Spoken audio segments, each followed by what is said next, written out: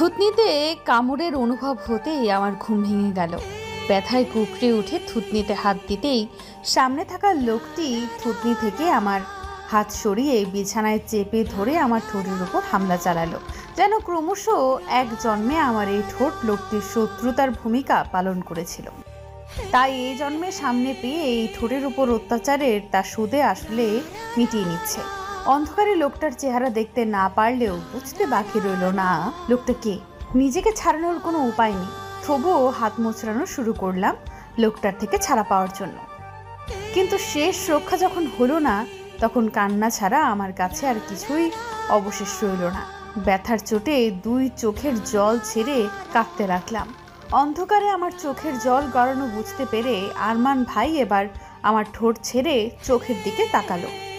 কিরে, এইভাবে বাচ্চাদের মতো কাঁদছিস কেন? তুমি এমন কেন আরমান ভাই? সব সময় আমাকে ব্যথা দাও খালি। চুমু যদি দেবে তো একটু ভালোবেসেই তো দিতে পারো। আমার কথায় এবার আরমান ভাই আমার উপর থেকে উঠে বসলো। আমাকে কি তোর পাগল মনে হয়? ভালোবেসে চুমু খাবো, তাও আবার তোকে? পিতু, নিজেকে কি তুই খুব বড় হিরোইন ভাবিস যে তোকে ভালোবেসে চুমু খাবো? ভাইয়া ওঠার সাথে সাথে আমিও উঠে বসে টেবিলের ল্যাম্পটা জ্বালিয়ে দিলাম। তারপরে মিনমিন করে বললাম, যদি ভালোই না বাসো তাহলে বারবার কেন এত কাছে আসো যন্ত্রণা দেওয়ার জন্য? কারণ তোর মতো হ্যাংলা মেয়েকে শুধু যন্ত্রণা দেওয়ারই ইচ্ছে করে, ভালোবাসতে নয়। কথাটা বলতে বলতে ওনার নজর পড়ে আমার টেবিলে থাকা দুধের গ্লাসটায়। আরে তুই তো দেখি দুধটাও খাসনি, তাই তো বলি তোকে দিন দিন আমার তো পিচ্ছি পিচ্ছি কেন লাগে। দুধ না খেলে কি আর কেউ বড় হয়? কথাটা বলেই উনি দুধের গ্লাসটা নিজের হাতে নিলেন। দুধ দেখতে আমার নাক মুখ কুচকে এলো। আমি নাক ছিটকে বললাম, ইয়াক, আমি খাই না, গন্ধ লাগে। আচ্ছা দেখি কেমন গন্ধ লাগে। বলেই আরমান ভাই ওনার এক হাতের আঙুলগুলো দিয়ে আমার দুই গাল খুব শক্ত করে চেপে ধরে জোর করে গ্লাসের দুধটুকু খাওয়াতে লাগলো। গ্লাসে থাকা দুধের শেষ বিন্দু ফুরুতেই ভাইয়া আমায় ছেড়ে দিল। ছাড়া পেয়ে আমি জোরে জোরে শ্বাস নিতে লাগলাম, সাথে বমি বমি ভাবটাও চলে এলো। ইস, কি গন্ধ, ইয়াক। ও মা, মাত্র চুমুতেই তোর এই অবস্থা? এখনো তো কিছুই করলাম না। ওনার কথার আগাগোড়া কিছু বুঝতে না পেরে তার দিকে ব্রু কুচকালাম, কিন্তু ভাইয়া আমার চাহনিকে কোনো পাত্তা না দিয়েই বিছানা ছেড়ে উঠে চলে যেতে যেতে বলল, মাঝ রাতে দরজা এইভাবে হা করে রাখলে শুধু আমি কেন, যে কোনো ছেলেই নিজের কামুকতা মেটাতে তোর ঘরে চলে আসবে। কথাটা বলেই খুব জোরে দরজাটা লাগিয়ে চলে গেল। আর আমি বোকার মতো তার যাওয়ার দিকে তাকিয়ে রইলাম। সামান্য দরজা খোলা রেখেছে বলে ভাইয়া আমার সাথে এমন করলো। সকালে মিষ্টি রোদ চোখে পড়তেই ঘুম ভেঙে গেল আমার। এই রোদটা সবসময় আমার সাথে শত্রুতা পালন করে। সকাল হতে না হতে ঘুম ভাঙিয়ে দেয়। অসহ্য। কোনো রকম নিজেই নিজের শরীরকে ঠেলতে ঠেলতে ওয়াশরুমে চললাম।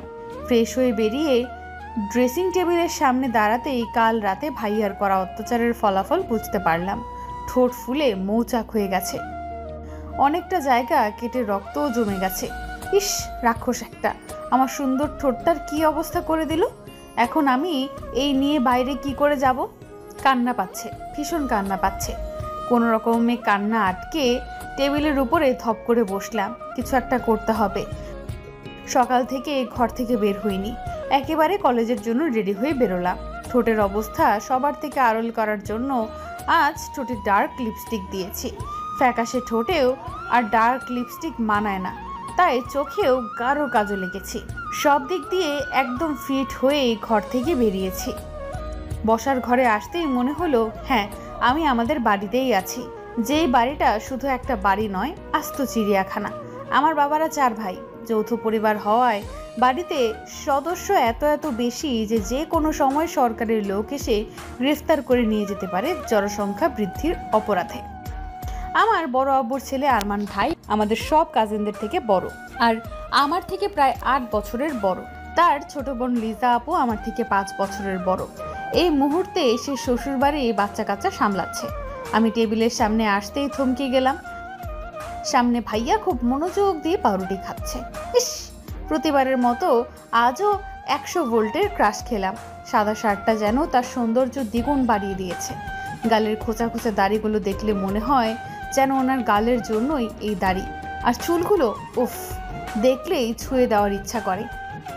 একটা লোক এতটা সুন্দর কি করে হয়? একটু কম সুন্দর হলে কি হতো? আহা, কি অ্যাটিটিউড! পরিবারের বড় ছেলে যেমন অ্যাটিটিউড, তেমনি হ্যান্ডসাম, তেমনি দায়িত্ববোধ সম্পন্ন। এই চিড়িয়াখানার মতো বাড়িতে বড় হওয়া সত্ত্বেও যে মানুষটা এতটা গম্ভীর হতে পারে তা ভাইয়াকে না দেখলে জানতেই পারতাম না। ভাইয়াকে পর্যবেক্ষণ করতে করতেই তার সামনের চেয়ার টেনে বসলাম। আমার পাশে আমার সেজো কাকুর মেয়ে ছায়া, আমার থেকে 1 বছরের ছোট। তার পাশে তার বড় ভাই আরিফ, আমার থেকে 2 বছরের বড়। আর টেবিলের এক পাশে বসেছে নিজেদের মতো আমার ছোট কাকুর 10 বছরের 2 দমজ ছেলে মেয়ে আর 8 বছরের এক ছেলে। এই 3 জনের সব সময় খুনসুটি লেগেই থাকে। এই মুহূর্তেও তাদের মধ্যে কারাকারি চলছে। এ বলছে ওর পাউরুটি বেশি বড়, আর আরেকজন বলছে অন্যজনেরটা বেশি বড়। এই নিয়ে একজন আরেকজনের প্লেট থেকে পাউরুটি উঠিয়েই চলেছে। কিন্তু আমি এত পরীক্ষা নিরীক্ষা করারও আমার দুটো পাউরুটির মধ্যে পার্থক্য বের করতে পারলাম না। খাওয়া শেষ হতেই ছায়া আর আমি একসাথে বাড়ি থেকে বেরিয়ে এলাম। দুজনে একই কলেজে পড়ি, শুধু ইয়ার আলাদা। আমরা দুজনে আমাদের গাড়ির দিকে এগিয়ে যেতেই পেছন থেকে ভাইয়া ডেকে উঠল। মিতু, স্টপ দেয়ার। তার ডাকে আমরা দুজনেই দাঁড়িয়ে পড়লাম। ভাইয়া আমাদের কাছে এসে ছায়ার দিকে তাকিয়ে বলল, তুই কি গাড়িতে বস, আমরা আসছি। ভাইয়ার কথা শুনে ছায়া কিছু না বলে মাথা নিচু করে গাড়িতে গিয়ে বসলো। ভাইয়ার মুখের উপর কথা বলার সাহস কারোরই নেই। আমিও মাথা নিচু করে দাঁড়িয়ে আছি। ভাইয়া আমার দিকে একটা রুমাল এগিয়ে দিয়ে বলল, ঠোঁটে লিপস্টিকটা মুছে নে, তোর ঠোঁটে লিপস্টিক মানানসই নয়, বিশ্রী দেখাচ্ছে। কথাটা বলেই রুমাল আমার হাত দিয়ে ভাইয়া গিয়ে গাড়ির ড্রাইভিং সিটে বসলো। কিন্তু আমি পড়লাম মহাবিপদে। এই লিপস্টিক তো আমি মুছতে পারবো না। লিপস্টিক মুছলেই আমার মান সম্মান সব প্লাস্টিক হবে। আর আমার যা ফ্রেন্ড, আমার ঠোঁট কাটা দেখলে আমাকে পচাতে পচাতে শেষ করবে ওরা। কিন্তু ভাইয়ার কথা না শুনলে যে কঠিন শাস্তি পেতে হবে। থুর, সব চিন্তা ভাবনা দূরে ঠেলে লিপস্টিক না মুছেই গাড়ির পেছনের সিটে ছায়ার পাশে গিয়ে বসলাম। গাড়ি চলতেই ছায়ার বকবকানি শুরু হলো। আজ ডার্ক লিপস্টিক, কারণ কি? এত সাজার কারণ কি? আমার চেহারার তারিফ করতে করতে শেষ, কিন্তু আমার সেদিকে মনোযোগ নেই। আমি তো সামনের লুকিং গ্লাসে ভাইয়াকে দেখছি, ভাইয়া বারবার লুকিং গ্লাসে আমাকেই দেখছে। দেখেই বোঝা যাচ্ছে কতটা রেগে গেছে তার কথা না শোনার কারণে। যেন এই চোখ থেকে আগুনের গোলা বের করে আমার দিকে ছুটছে, আর আমি সেই গোলকটা হাতে নিয়ে আরো ভালোভাবে গোলক বানিয়ে অন্যদিকে ছুঁড়ে দিয়ে ছায়ার সাথে গল্পে মেতে উঠলাম। কারণ আমি জানি এখন আর পরে হোক শাস্তি আমাকে পেতেই হবে। একের পর এক অনবরত বেতের আঘাতে আমার হাতের সাদা তালু লাল রক্তবর্ণে পরিণত হয়েছে। 2 চোখ খিচে ঠোঁট কামড়ে ব্যথা সহ্য করার চেষ্টা করলাম, কিন্তু তা সহ্য করার ধৈর্য বা ক্ষমতা কোনোটাই আমার নেই। আঘাতের অংশ আরো বেশি আঘাত পেতে পেতে হাত অবশ হয়ে আসছে, চোখ বেয়ে জল গড়াচ্ছে, কিন্তু ভাইয়া কিছুতেই ক্ষান্ত হচ্ছে না। একের পর এক আঘাত করেই চলেছে। হঠাৎ করেই মনে হলো আঘাত করা বন্ধ হয়ে গেছে। সাথে সাথেই কিছু একটার শব্দ আমার কানে আসতেই আমি চমকে উঠলাম। কাঁপতে কাঁপতে জল ভর্তি চোখ পিটপিট করে খুলে সামনে তাকাতেই দেখি ভাইয়া আমার দিকে অগ্নিদৃষ্টি বর্ষণ করছে। তার পাশের দৃষ্টি যেতেই দেখলাম বেতের কিছু ভাঙা অংশ নিচে পড়ে আছে। বুঝলাম আমার হাতেই ভাইয়ার বেত ভেঙেছে। তারপরে রাগ কমেনি, যার কারণে বেত ছুঁড়ে ফেলে দিয়েছে। রাগ কমেনি তার মানে শাস্তি এখনো বাকি আছে। ভার্সিটিতে কি হাডুডু খেলার জন্য এসেছো? ক্লাসের মাঝে মন নেই, পড়ার সময় পড়া নেই, বয়ফ্রেন্ডের সাথে ডেটিং এর জন্য এসেছো নাকি এখানে? ভাইয়ার ভয়ঙ্কর গর্জন শুনে ভয়ে নিজেকে তার থেকে একটু দূরে সরিয়ে নিলাম। তারপর কান্না জড়িত কণ্ঠে ফুপিয়ে ফুপিয়ে বললাম, সরি স্যার, এরপর থেকে পড়া করে আসবো। No excuse. এখানে তোমাদের এসব লো ক্লাস এক্সকিউজ শোনার জন্য আমি বসে নেই। এই মুহূর্তে তুমি মাঠে যাবে, মাঠের মাঝখানে কড়া রোদের মধ্যে 2 হাতে কান ধরে দাঁড়িয়ে থাকবে। এটাই তোমার ক্লাসে অমনোযোগী হওয়ার শাস্তি। ভাইয়ার কথা শুনে অবাক চোখে তার দিকে তাকালাম। ক্লাস ফাঁকি দেওয়ার শাস্তি হিসেবে যদি মাঠে কান ধরে দাঁড়িয়ে থাকা হয়, তবে এতক্ষণ ধরে যে গরুর মতো মারলো সেটা কি ছিল? আমি মিটমিট চোখে আশেপাশে চোখ বুলিয়ে নিলাম। ক্লাসের সবাই আমাদের দিকে তাকিয়ে, সবার চোখে ভয় স্পষ্ট। এর আগে কখনোই তাদের স্যারকে এতটা হাইপার হতে দেখেনি কেউ। তার থেকে তো বড় কথা, একজন অনার্স থার্ড ইয়ারের স্টুডেন্টকে যে কেউ পড়া না পারার অপরাধে এমন শাস্তি দেয় তা হয়তো তাদের অজানা ছিল। আমি চোখ নামিয়ে নিলাম। এখানে কি কম অপমানিত হলাম যে মাঠে গিয়ে নিজেকে আরো বেশি ধুয়ে ধুয়ে অপমানিত করাতে হবে? আর চোখে একবার আমার পাশে থাকা খোকনের দিকে তাকালাম। ছেলেটার যেন আজ গল্প শেষই হচ্ছিল না। ছাগল একটা, ওর জন্যই মার খেতে হলো আমায়। একবার সুযোগ পেলে আছাড় মারবো ধরে, হারামি কোথাকার। কি হলো, তোমার কানে যায়নি? Get out from my class. আর কোনো কথা না বলেই ক্লাস থেকে বেরিয়ে এলাম। প্রায় আধা ঘন্টা যাবৎ মাঠের মাঝখানে কড়া রোদে কান ধরে দাঁড়িয়ে আছি। সিনিয়র জুনিয়র সবাই আমার দিকে কেমন অদ্ভুত দৃষ্টিতে তাকিয়ে আছে। হয়তো ভার্সিটিতে এই প্রথম কাউকে এমন শাস্তি পেতে দেখলো। হাত অসম্ভব রকম ফুলে গেছে, যার যন্ত্রণায় ভালোভাবে কানও ধরতে পারছি না। তবে আজ এই যন্ত্রণা থেকে বেশি যন্ত্রণা হচ্ছে বুকে। ভাইয়া যে আমায় মারে তা নয়, কোনো ভুল করলেই ঠাস ঠাস গালের মধ্যে পড়ে, কিন্তু এইভাবে কখনোই মারেনি। খুব কষ্ট হচ্ছে। ভাইয়া কিভাবে পারলো আমায় এইভাবে মারতে? একটুও কষ্ট হলো না বুঝি? ভাইয়া এই ভার্সিটির ইংলিশ প্রফেসর। আমাদের 2 ক্লাস পরেই তার ক্লাস। দুটো ক্লাস শেষ হতেই খোকনের সাথে গল্প জুড়ে দিয়েছিলাম। এই ফাঁকে কখন যে ভাইয়া ক্লাসে এসে পড়ে বুঝতেই পারেনি। যখন বুঝলাম তখন অলরেডি ভাইয়ার দৃষ্টি আমার উপর পড়েছে। তার কিছুক্ষণ পরেই পড়ার বাহানা দিয়ে আমার কাছে এসে বেদম পেটানো শুরু করলেন। ক্লাস শেষ হয়ে গেছে। আমার ফ্রেন্ডরা এসে আমায় কোথাও বসতে বললে আমি মানা করে দিই। ভাইয়া যখন কান ধরে থাকতে বলেছে তখন ভাইয়া না বলা অবধি আমি এই কান ছাড়ছি না। আমিও একরোখা টাইপের মেয়ে। দেখি কতক্ষণ আমায় এই রোদের মাঝে দাঁড় করিয়ে রাখতে পারে। আমার কথার সাথে হার মেনে সবাই চলে গেল। এই দাঁড়িয়ে রইলাম এই রোদের মাঝে, ঘেমে একাকার হয়ে গেছি। কিছুক্ষণ পর পর মাথা ঘুরিয়ে উঠছে, কিন্তু আমি আমার জেদ কিছুতেই ছাড়ছি না। যতক্ষণ না ভাইয়া নিজে থেকে আমায় রোদ থেকে সরিয়ে যাওয়ার কথা বলে ততক্ষণ পর্যন্ত আমি এখান থেকে সরবো না। গলা শুকিয়ে কাঠ হয়ে গেছে। তৃষ্ণা পেয়েছে, ভীষণ তৃষ্ণা পেয়েছে। জিহ্বা দিয়ে ঠোঁট ভিজিয়ে নিলাম। তখনই কোথা থেকে ছায়া দৌড়ে এসে আমার সামনে দাঁড়ালো। মিতু, এই নে পানিটুকু খেয়ে নে। আমি পানি খাবো না। উফ, এ পানি ভাইয়া পাঠিয়েছে। ভাইয়া তোকে পানি খেতে বললো আর খুব তাড়াতাড়ি ছায়া গিয়ে বসতে বললো। চল তাড়াতাড়ি এখান থেকে। ছায়ার কথায় আমি কান ছেড়ে ভাইয়ার কেবিনের দিকে তাকালাম।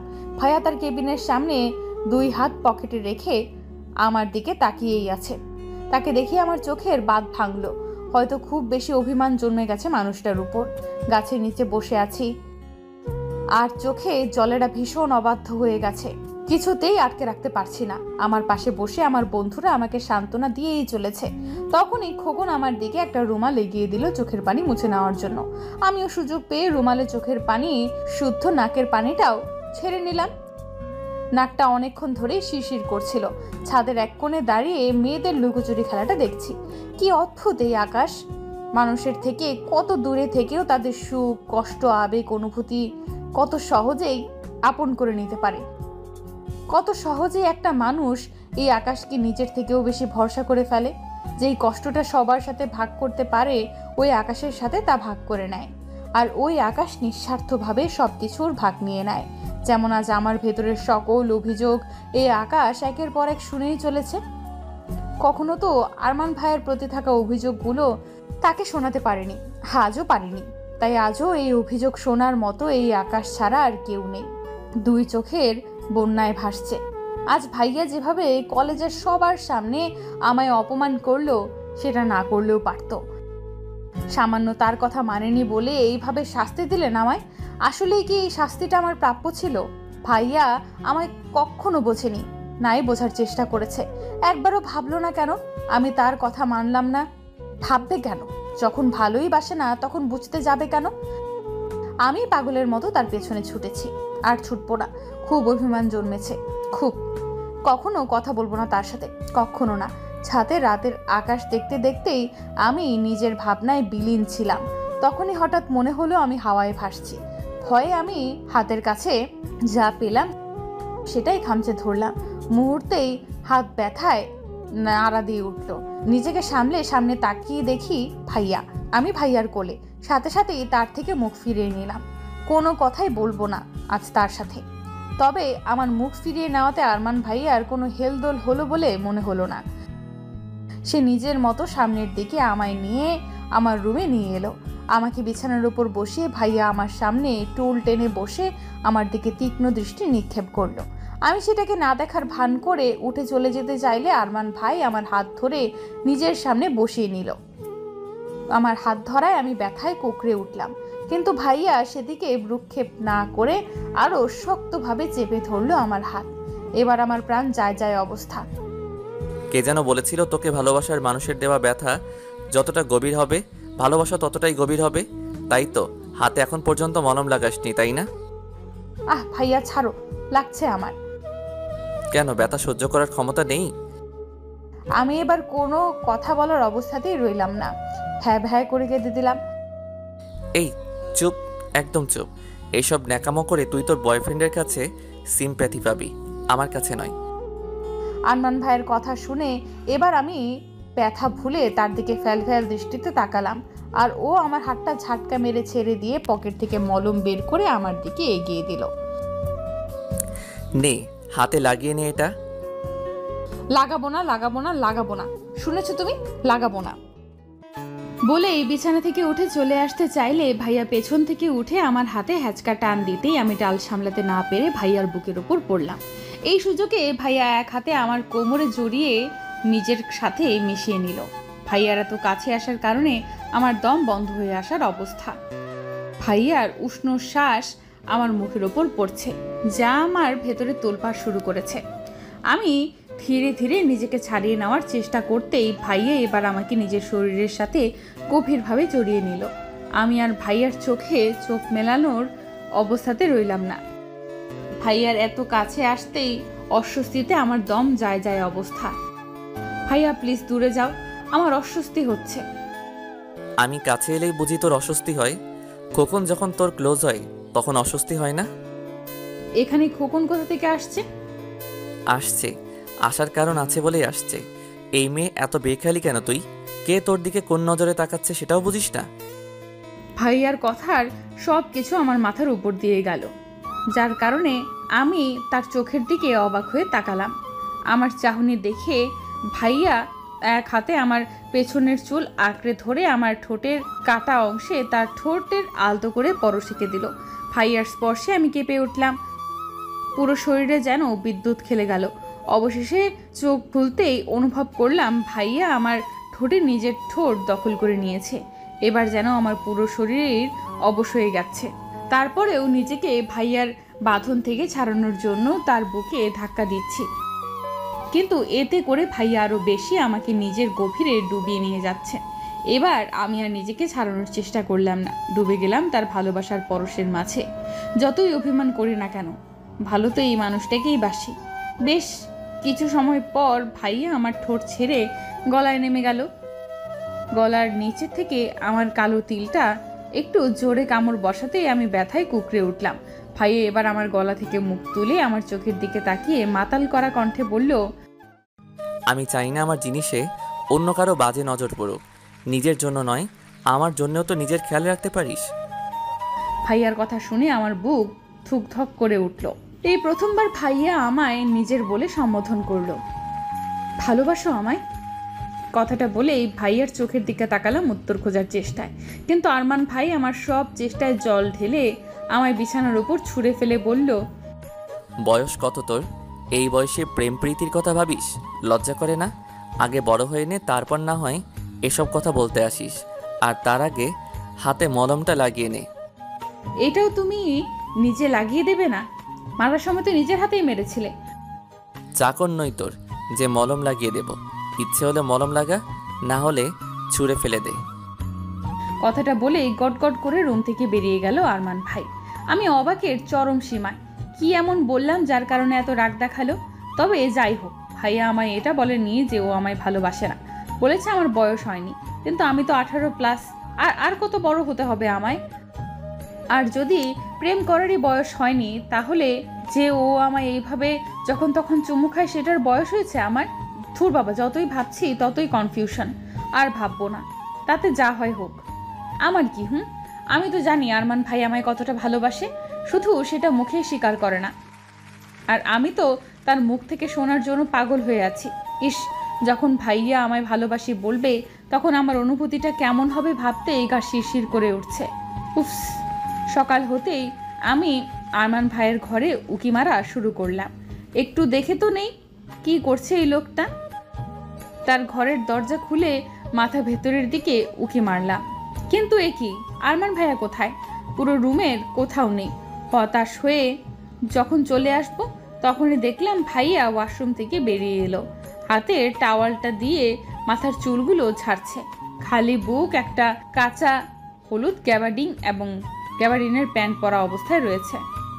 ইস, গোসল করার পর একটা লোককে বুঝি এত সুন্দর লাগে। আমি তো জানতাম এই সৌন্দর্যটা শুধু মেয়েদের জন্য, কিন্তু আজ আরমান ভাইয়াকে দেখে সেই ভুলটাও ভেঙে গেল। ভাইয়ার মাসেলওয়ালা বডি, ইচ্ছে করছে একটু ছুঁয়ে দেখি। এ আমার স্বপ্ন নয় তো?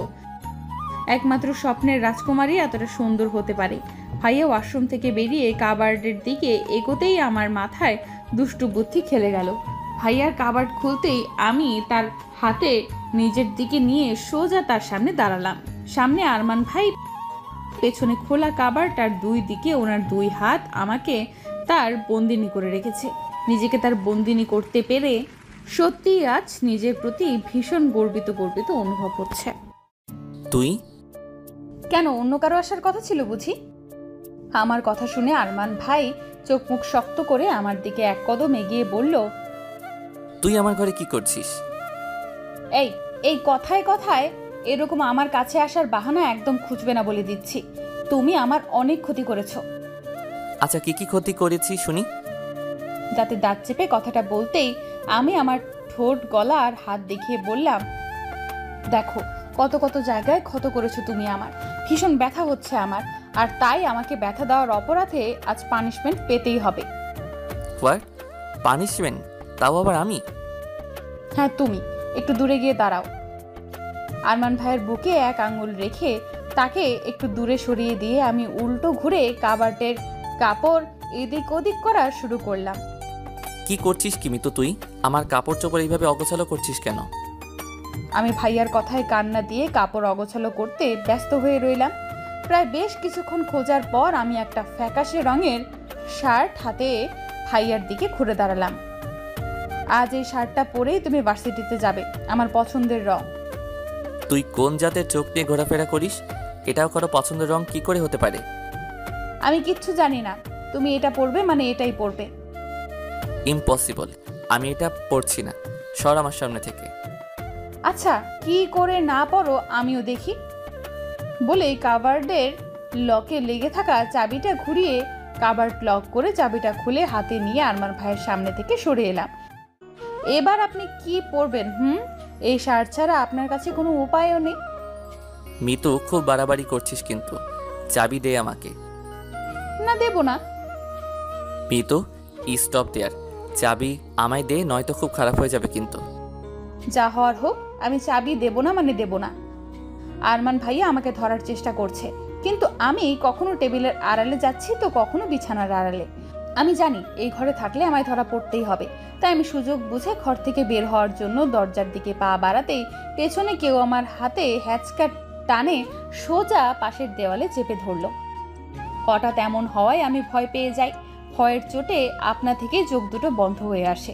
কিছুক্ষণের মধ্যেই নিজেকে সামলে পিটপিট করে চোখ খুলতেই দেখি আমি আরমান ভাইয়ের কবলে পড়েছি। আরমান ভাই আমার দুই হাত দুই পাশের দেওয়ালের সাথে চেপে ধরে আমার খুব কাছে এসে দাঁড়িয়ে আছে। বুঝলাম এবার আর রক্ষী নেই আমার। বলেছিলাম দাঁড়াতে না, নয়তো খুব খারাপ হয়ে যাবে। সরি। তোর সরি দিয়ে আমি কি করব? বলেই আমার হাত থেকে চাবিটা নিয়ে নিল। তোকে আমি পরে দেখে নেব। কথা বলেই আরমান ভাই আমাকে ছেড়ে কাবার্ডের দিকে যেতে লাগলো। তখনই রুমের ভেতর দরজা খুলে কাউকে ঢুকতে দেখে আমি চমকে উঠলাম। দরজা খুলে বড় মা ঘরের ভেতরে আসতেই দরজার সামনে আমায় দাঁড়িয়ে থাকতে দেখে কিছুটা অবাক হয়ে প্রশ্ন করলো, কি রে মিতু, তুই এখানে কি করছিস? বড় মার প্রশ্নের উত্তরে কি দেব ভেবে না পেয়ে মাথা চুলকাতে লাগলাম। আসলে বড় মা, আমি আরমান ভাইকে খেতে যাওয়ার জন্য ডাকতে এসেছিলাম। ও, ডাকা হয়ে গেছে, এবার যা এখান থেকে। আর শোন, আরমানকে খেতে ডাকার জন্য আমি আছি, তোকে এত কষ্ট করতে হবে না, বুঝেছিস? জি বড় মা। মাথা নিচু করে কথাটা বলেই ঘর থেকে বেরিয়ে এলাম। যাক বাবা, বেঁচে গেছি। তবে ছোটবেলায় একটা জিনিস খুব ভালোভাবে লক্ষ্য করেছি আমি, কেন জানি বড় মা সব সময় আমায় এড়িয়ে চলে, বেশি কথাই বলে না। আর যদিও একটু একটু কথা, তাও সবসময় খিটখিট করে। ধুর, এসব কথা আমি কেন ভাবছি। বড় মার স্বভাবই তো খিচখিচ করা, সবার সাথেই করে। তবে আমার টেনশন হচ্ছে আরমান ভাইকে নিয়ে। ভাইয়া আজকেও ভার্সিটিতে টিপটপ হয়ে যাবে, আর ভার্সিটির মেয়েরা চকলেটের মতো চিবিয়ে চিবিয়ে খাবে। থুর, অসহ্য। ভার্সিটির জন্য রেডি হয়ে খাবার ঘরে আসতেই আমার চোখ ছানা বড়া। এ কি দেখছি আমি? এ যে ভাইয়া, আমার দেওয়া শার্ট পরেই আছে। এই মুহূর্তে আমার লুঙ্গি ডান্স দেওয়া উচিত, এটা ভেবে যে উনি আমার পছন্দের শার্টটা পরেছেন, যেটা যতই খারাপ হোক না কেন। কিন্তু এই মুহূর্তে আমার রাগ হচ্ছে, ভীষণ রাগ হচ্ছে। বেছে বেছে একটা ফ্যাকাশে রঙের শার্ট বের করেছিলাম যাতে ভাইয়াকে প্রতিদিনের মতো হ্যান্ডসাম না দেখায়, কিন্তু এখন তো দেখছি ভাইয়াকে এই রংটা এমনভাবে খাপ খেয়েছে যেন কোনো ফিল্মের হিরো। থুর বাবা, সব মেহনত পানি হয়ে গেল। রাগে গজগজ করতে করতে খেতে বসলাম, কিন্তু খাবার গলা দিয়ে কিছুতেই নামলো না। বারবার ভাইয়ার দিকেই চোখ যাচ্ছে, আর চোখে চোখ পড়তেই সাথে সাথে চোখ নামিয়ে নিচ্ছি। খাওয়া শেষ হতেই ভাইয়া বেরিয়ে গেল, তার পিছু পিছু আমি আর ছোঁয়াও বেরোলাম। ভার্সিটিতে পৌঁছেই গাড়ি থেকে নেমে চলে আসবো, তখনই ভাইয়া পেছন থেকে ডাকলেন। আমি পিছু ফিরে দেখি আরমান ভাই গাড়িতে হেলান দিয়ে দু হাত বুকে ভাঁজ করে আমার দিকে বাঁকা হেসে তাকিয়ে আছে। তোর পছন্দ আছে বলতে হবে। সত্যি শার্টটা একদমই পারফেক্ট আমার জন্য, তাই না? খুব বুঝলাম ভাইয়া আমাকে পচাচ্ছে, তা খুব ভালো করেই বুঝলাম। তাই নিজের মাথার চুল নিজেই ছিঁড়তে ছিঁড়তে ভার্সিটির ভেতরে চললাম। নিজের উপর রাগ হচ্ছে, কেন যে এই শার্টটা বের করতে গেলাম কে জানি। ভার্সিটিতে প্রবেশ করতেই চোখ গেল সামনের মাঠে, খোকন তার বন্ধুদের সাথে আড্ডা দিচ্ছে। হারামজাদা আমার উপর বাজে নজরে তাকায়। এর তো আজ একটা হেস্তনস্ত করেই ছাড়বো। এর জন্যই কাল আমায় ভাইয়া সবার সামনে এত এত অপমান করেছিল। নিজের গলার ওড়নাটা ঠিক করতে করতে তার দিকে এগোলাম। বলা যায় না এই ছেলে আবার আমার দিকে নজর নিক্ষেপ করতে পারে। ভালো করে ওড়না কোমরে বেঁধে খোকনের কাছে গিয়ে কোনো কথা ছাড়া উড়াধুরা পিটুনি শুরু করে দিলাম। হতচ্ছাড়া শয়তান কোথাকার, মেয়েদের দিকে বাজে নজরে তাকানো, তাই না? আজ দেখাচ্ছি মজা তোকে। আজ তোকে আমার হাত থেকে কেউ বাঁচাতে পারবে না। এই নে, এই নে, এটাও নে, এটাও নে, সাথে আর একটাও নে, বোনাস আর একটা, এবারও নে। মুখে যা আসছিল তাই প্রলাপ বকতে বকতে বেদম পিটিয়ে যাচ্ছে তাকে। শরীরের সর্বশক্তি দিয়ে পেটোচ্ছি। সবাই আমাকে আটকানোর চেষ্টা করছে, কিন্তু আমি আমার হাত ধরলে পা দিয়ে মারা শুরু করছি। কিছুতেই আজ ছাড়বো না ওকে। মেয়েদের দিকে বাজে নজরে তাকানো সারা জীবনের জন্য ঘুচিয়ে দেবো আজ। নিকৃষ্ট প্রাণী কোথাকার। আমি খুব তৃপ্তি নিয়ে খোকনকে পিটিয়ে যাচ্ছি, এমন সময় আমার হাতে হ্যাচকা টান অনুভব করলাম। টাল সামলাতে না পেরে কিছু একটার উপর হুমড়ি খেয়ে পড়লাম। নিজেকে সামলে সামনে তাকিয়ে দেখি আমার আরমান ভাইয়ের বুকে পড়ে রয়েছি। ভাইয়া দাঁতে দাঁত পিষে আমার দিকে তাকিয়ে বলল, মন ভরেছে? না ভরেনি, আমি ওকে আরো কয়েক ঘা মারবো। বলেই ভাইয়ার থেকে নিজেকে ছাড়াতে চাইলে ভাইয়া আরো জোরে আমার হাত চেপে ধরে। কিন্তু ওর ভরে গেছে। ভাইয়ার কথার আগাগোড়া কিছুই না বুঝেই তার দিকে ফ্যালফ্যাল করে তাকালাম। স্টুপিড কোথাকার, যখন শরীরে বিন্দুমাত্র শক্তি নেই তখন এই শরীর নিয়ে একটা ছেলেকে মারতে এসেছো কি তার মনের তৃপ্তি মেটানোর জন্য? ভাইয়ার কথাটা একটু আস্তে বলায় সবার কানে কথাটা না গেলেও আমার কানে কথাটা একটা কারেন্টের শকের মতো লাগলো। অবাক হয়ে খোকনের দিকে তাকাতেই আমার চোখ কপালে উঠল। এই ছেলেকে আমি এক্ষুনি মেরে মেরে আত্মরা করলাম, সে এইভাবে ফিট হয়ে দাঁড়িয়ে আছে কি করে? তাও আবার ঠোঁটের উপর হাত বোলাচ্ছে। ওকে দেখে মনে হচ্ছে ও আমার মার নয়, ছোঁয়াগুলোই অনুভব করেছে। ছোটবেলায় নিশ্চয়ই হরলিক্স খায়নি, তাই আজ এই অবস্থা। আমি খুবই ইনোসেন্ট মার্কা চেহারা বানিয়ে ভাইয়ের দিকে তাকালাম, যেন এবারের মতো আর আমায় কোনো শাস্তি না দেয়। কিন্তু ভাইয়া দাঁতে দাঁত চেপে ফিসফিসিয়ে বলল, তোকে আমি বাড়ি গিয়ে দেখব, অনেক হিসেব বাকি তোর সাথে। বলেই গটগট করে চলে গেল। আর আমি অসহায়ের মতো তার যাওয়ার দিকে তাকিয়ে আছি। না জানি বাড়িতে আমার জন্য কি অপেক্ষা করছে। কলেজ থেকে বাড়ি ফিরেই জুই বিথির সাথে আড্ডা দিতে বসেছি। আজ কিছুতেই এদের নিজেদের থেকে আলাদা করা যাবে না। ভাইয়ার হাত থেকে বাঁচতে হলে আজ এই দুই যমজ বোনদেরই আমার কাজে লাগতে পারে। সেই বিকেল থেকে রাত অবধি একেবারের জন্য নিজেকে ভিড়ের থেকে আলাদা করিনি। জুই, বিথি, মা, বাবা, ছায়া, আরিফ সবাই আজ আমার উপরে প্রচণ্ড বিরক্ত, কারণ আমি কোনো কারণ ছাড়াই কথা বলে যাচ্ছি। আমি কি বলছি নিজেও জানি না, শুধু জানি যে আজ যে করেই হোক আমায় ভাইয়ার হাতের শক্তি থেকে বাঁচতে হবে। কিন্তু পুরো সময়টা এমন বকবক করে কাটিয়ে দিলেও রাতের বেলা ঠিকই আমায় আমার ঘরে ঢুকতে হলো। ঘরে ঢোকার সাথে সাথেই আমি দরজা ভালো করে বন্ধ করে দিলাম, যাতে ভাইয়া আর ঘরে না আসতে পারে। দরজার লক ভালো করে চেক করে একটা স্বস্তির নিঃশ্বাস ফেলে পিছু ঘুরতেই বিছানার উপর কাউকে দেখে চমকে উঠলাম। ঘরের ডিম লাইটের মৃদু আলোয় সব কিছুই আবছা আবছা। কিছুক্ষণের মধ্যে এই আবছা আলোয় চোখ সরে এলে বিছানার উপর ভালো করে চোখ বলানোর চেষ্টা করতেই আমার চোখ চড়ক গাছে। এ তো ভাইয়া বিছানায় বসে দুই পা মাটিতে ছড়িয়ে রেখেছে। এই রে, কাম সেরেছে। এখন কি করব? আরমান ভাই আমায় দাঁড়িয়ে থাকতে দেখে নিজেই উঠে আমার দিকে এগোতে লাগলো। ভাইয়াকে নিজের দিকে এগিয়ে আসতে দেখে ভয় আমার বুক ধুকপুক করা শুরু করে দিয়েছে। আমি নিশ্চিত আমার এই বুকের ধুকপুকানি ভাইয়ার কান অবধি পৌঁছাচ্ছে। ভাইয়াকে আমার খুব কাছে আসতে দেখে নিজের অজান্তেই আমার পা পেছনের দিকে চলতে লাগলো। পেছনে যেতে যেতেই আমার পিঠ দেওয়ালের সাথে ঠেকে গেল, আর ভাইয়া আমার খুব কাছাকাছি চলে এলো। ভাইয়ার উষ্ণ শ্বাস আমার মুখের ওপর পড়ছে। এখন কি করব আমি? বুদ্ধি করে পাশ কাটিয়ে চলে আসার চেষ্টা করতেই ভাইয়া তার দুই হাত আমার দুই পাশের দেওয়ালে রাখলো। আজ আমি আবার তার বন্দিনী হলাম। ভাইয়া এত কাছে চলে আসায় আমি প্রায় দম বন্ধ করা অবস্থায়। নিজের দম বন্ধ রাখার চেষ্টায় শ্বাসের ঘনত্ব আরও বেশি বেড়ে গেল। চোখ বন্ধ করে ভাইয়ার পরবর্তী পদক্ষেপের অপেক্ষা করতে লাগলাম। তখনই ভাইয়া তার কারাকারির ভারী কণ্ঠে বলে উঠল, কান ধর। কথাটা শুনেই আমি চট করে চোখ মেলে তাকালাম। কি হলো? আমার কথা কানে গেল না? আসলে ভাইয়া। চুপচাপ কান ধর।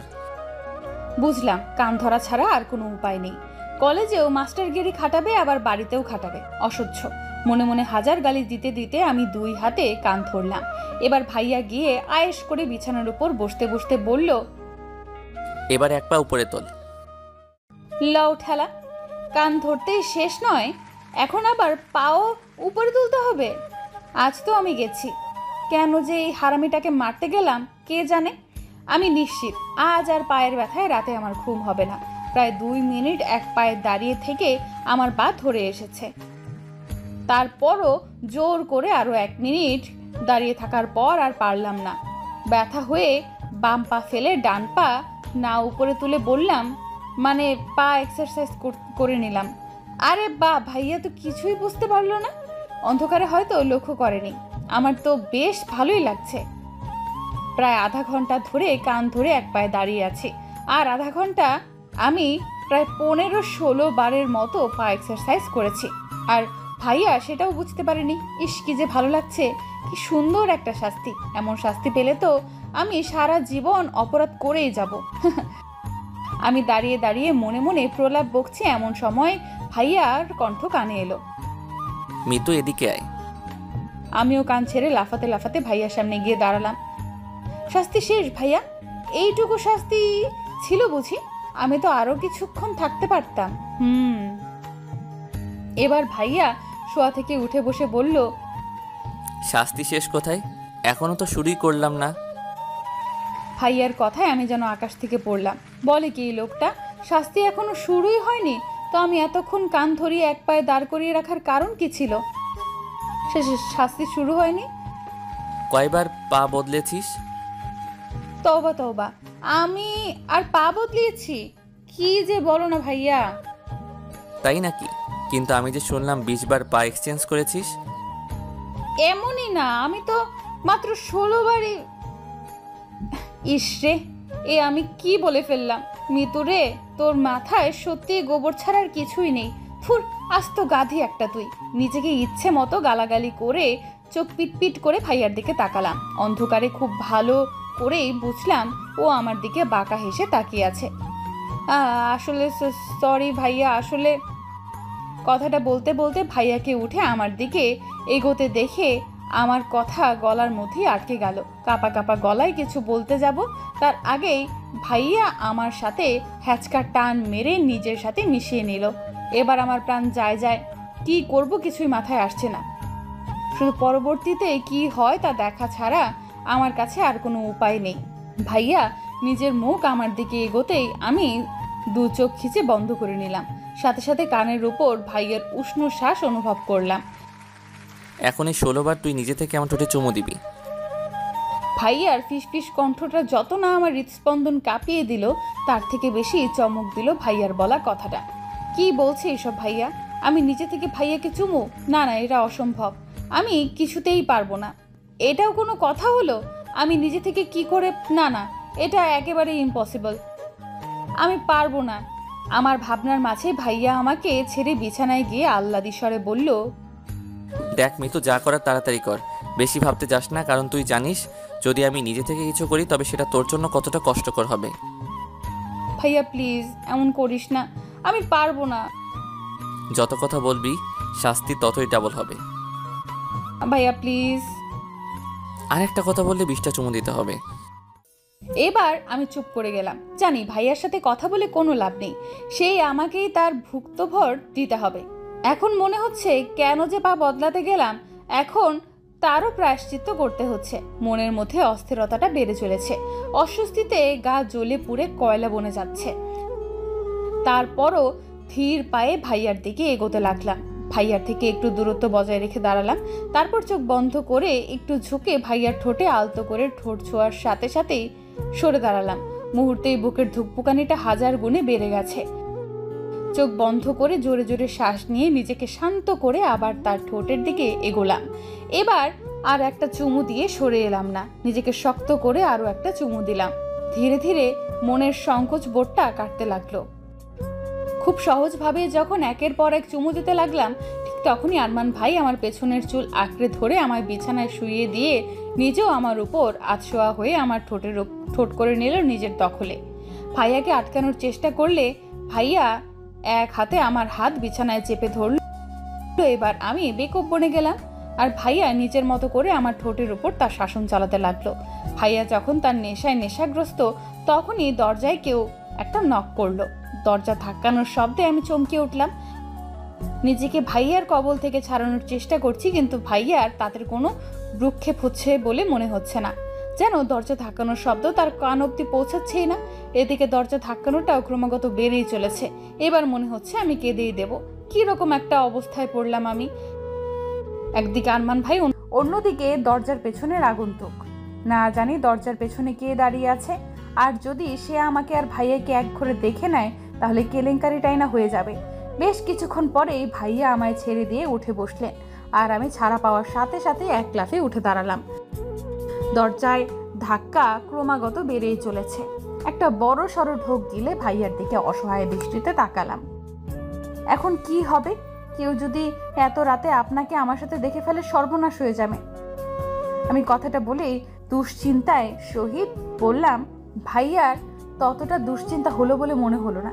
খুব আরাম করে পেছনে 2 হাতে ভর করে আয়েশি কণ্ঠে বলল, সো হোয়াট, সর্বনাশ হবে তোর হবে, আমার কি?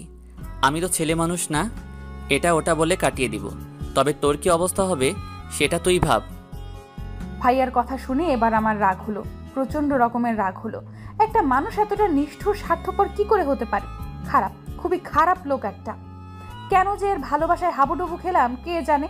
এর এখন মাছ দরিয়ায় পড়ে পস্তাচ্ছি তো। একদম ঠিক হয়েছে, আমি তো এটাই ডিজার্ভ করি। আমার মতো মেয়ে এটাই ডিজার্ভ করে, কাজিনকে ভালোবাসবে, তাই না? ব্যাস এখন ভালো করে বাস। আমার কান্না পাচ্ছে, ভীষণ কান্না পাচ্ছে। কেঁদে কেঁদে বন্যা বইয়ে দেওয়ার ইচ্ছে করছে। সব কিছু ভাসিয়ে নিয়ে যাক এই বন্যা, পৃথিবীর কোনো কিছুই যেন বাদ না থাকে। এই পৃথিবীর সব কিছু নির্দয় পাষাণ স্বার্থপর।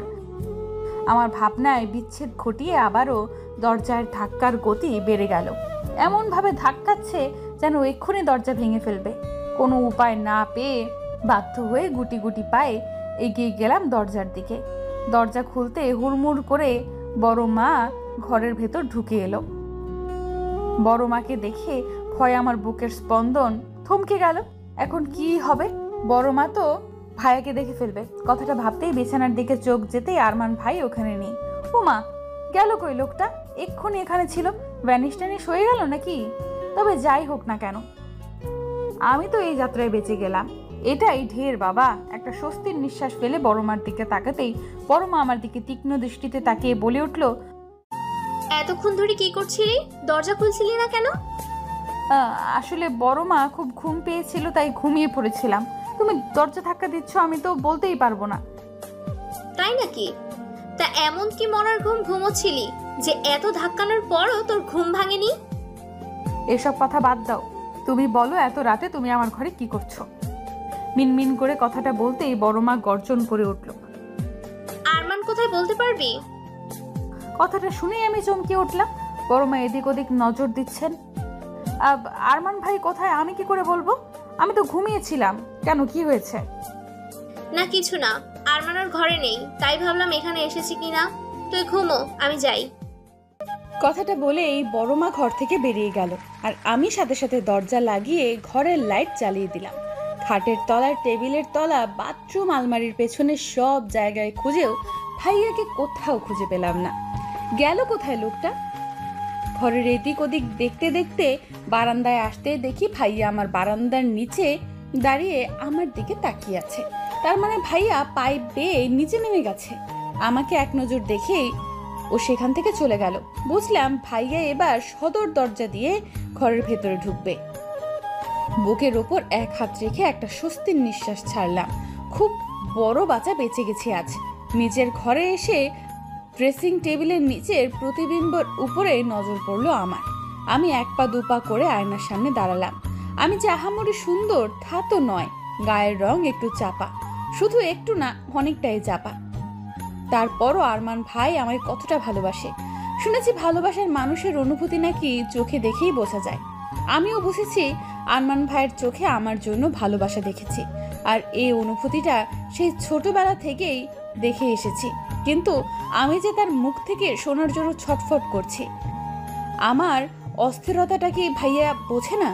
আরমান ভাই যেদিন আমায় নিজের মুখে ভালোবাসার কথা বলবে, সেদিন আমার কিরকম অনুভূতি হবে সেটা ভাবতেই আমার পেটে সুরসুরি কাজ শুরু হয়ে যায়।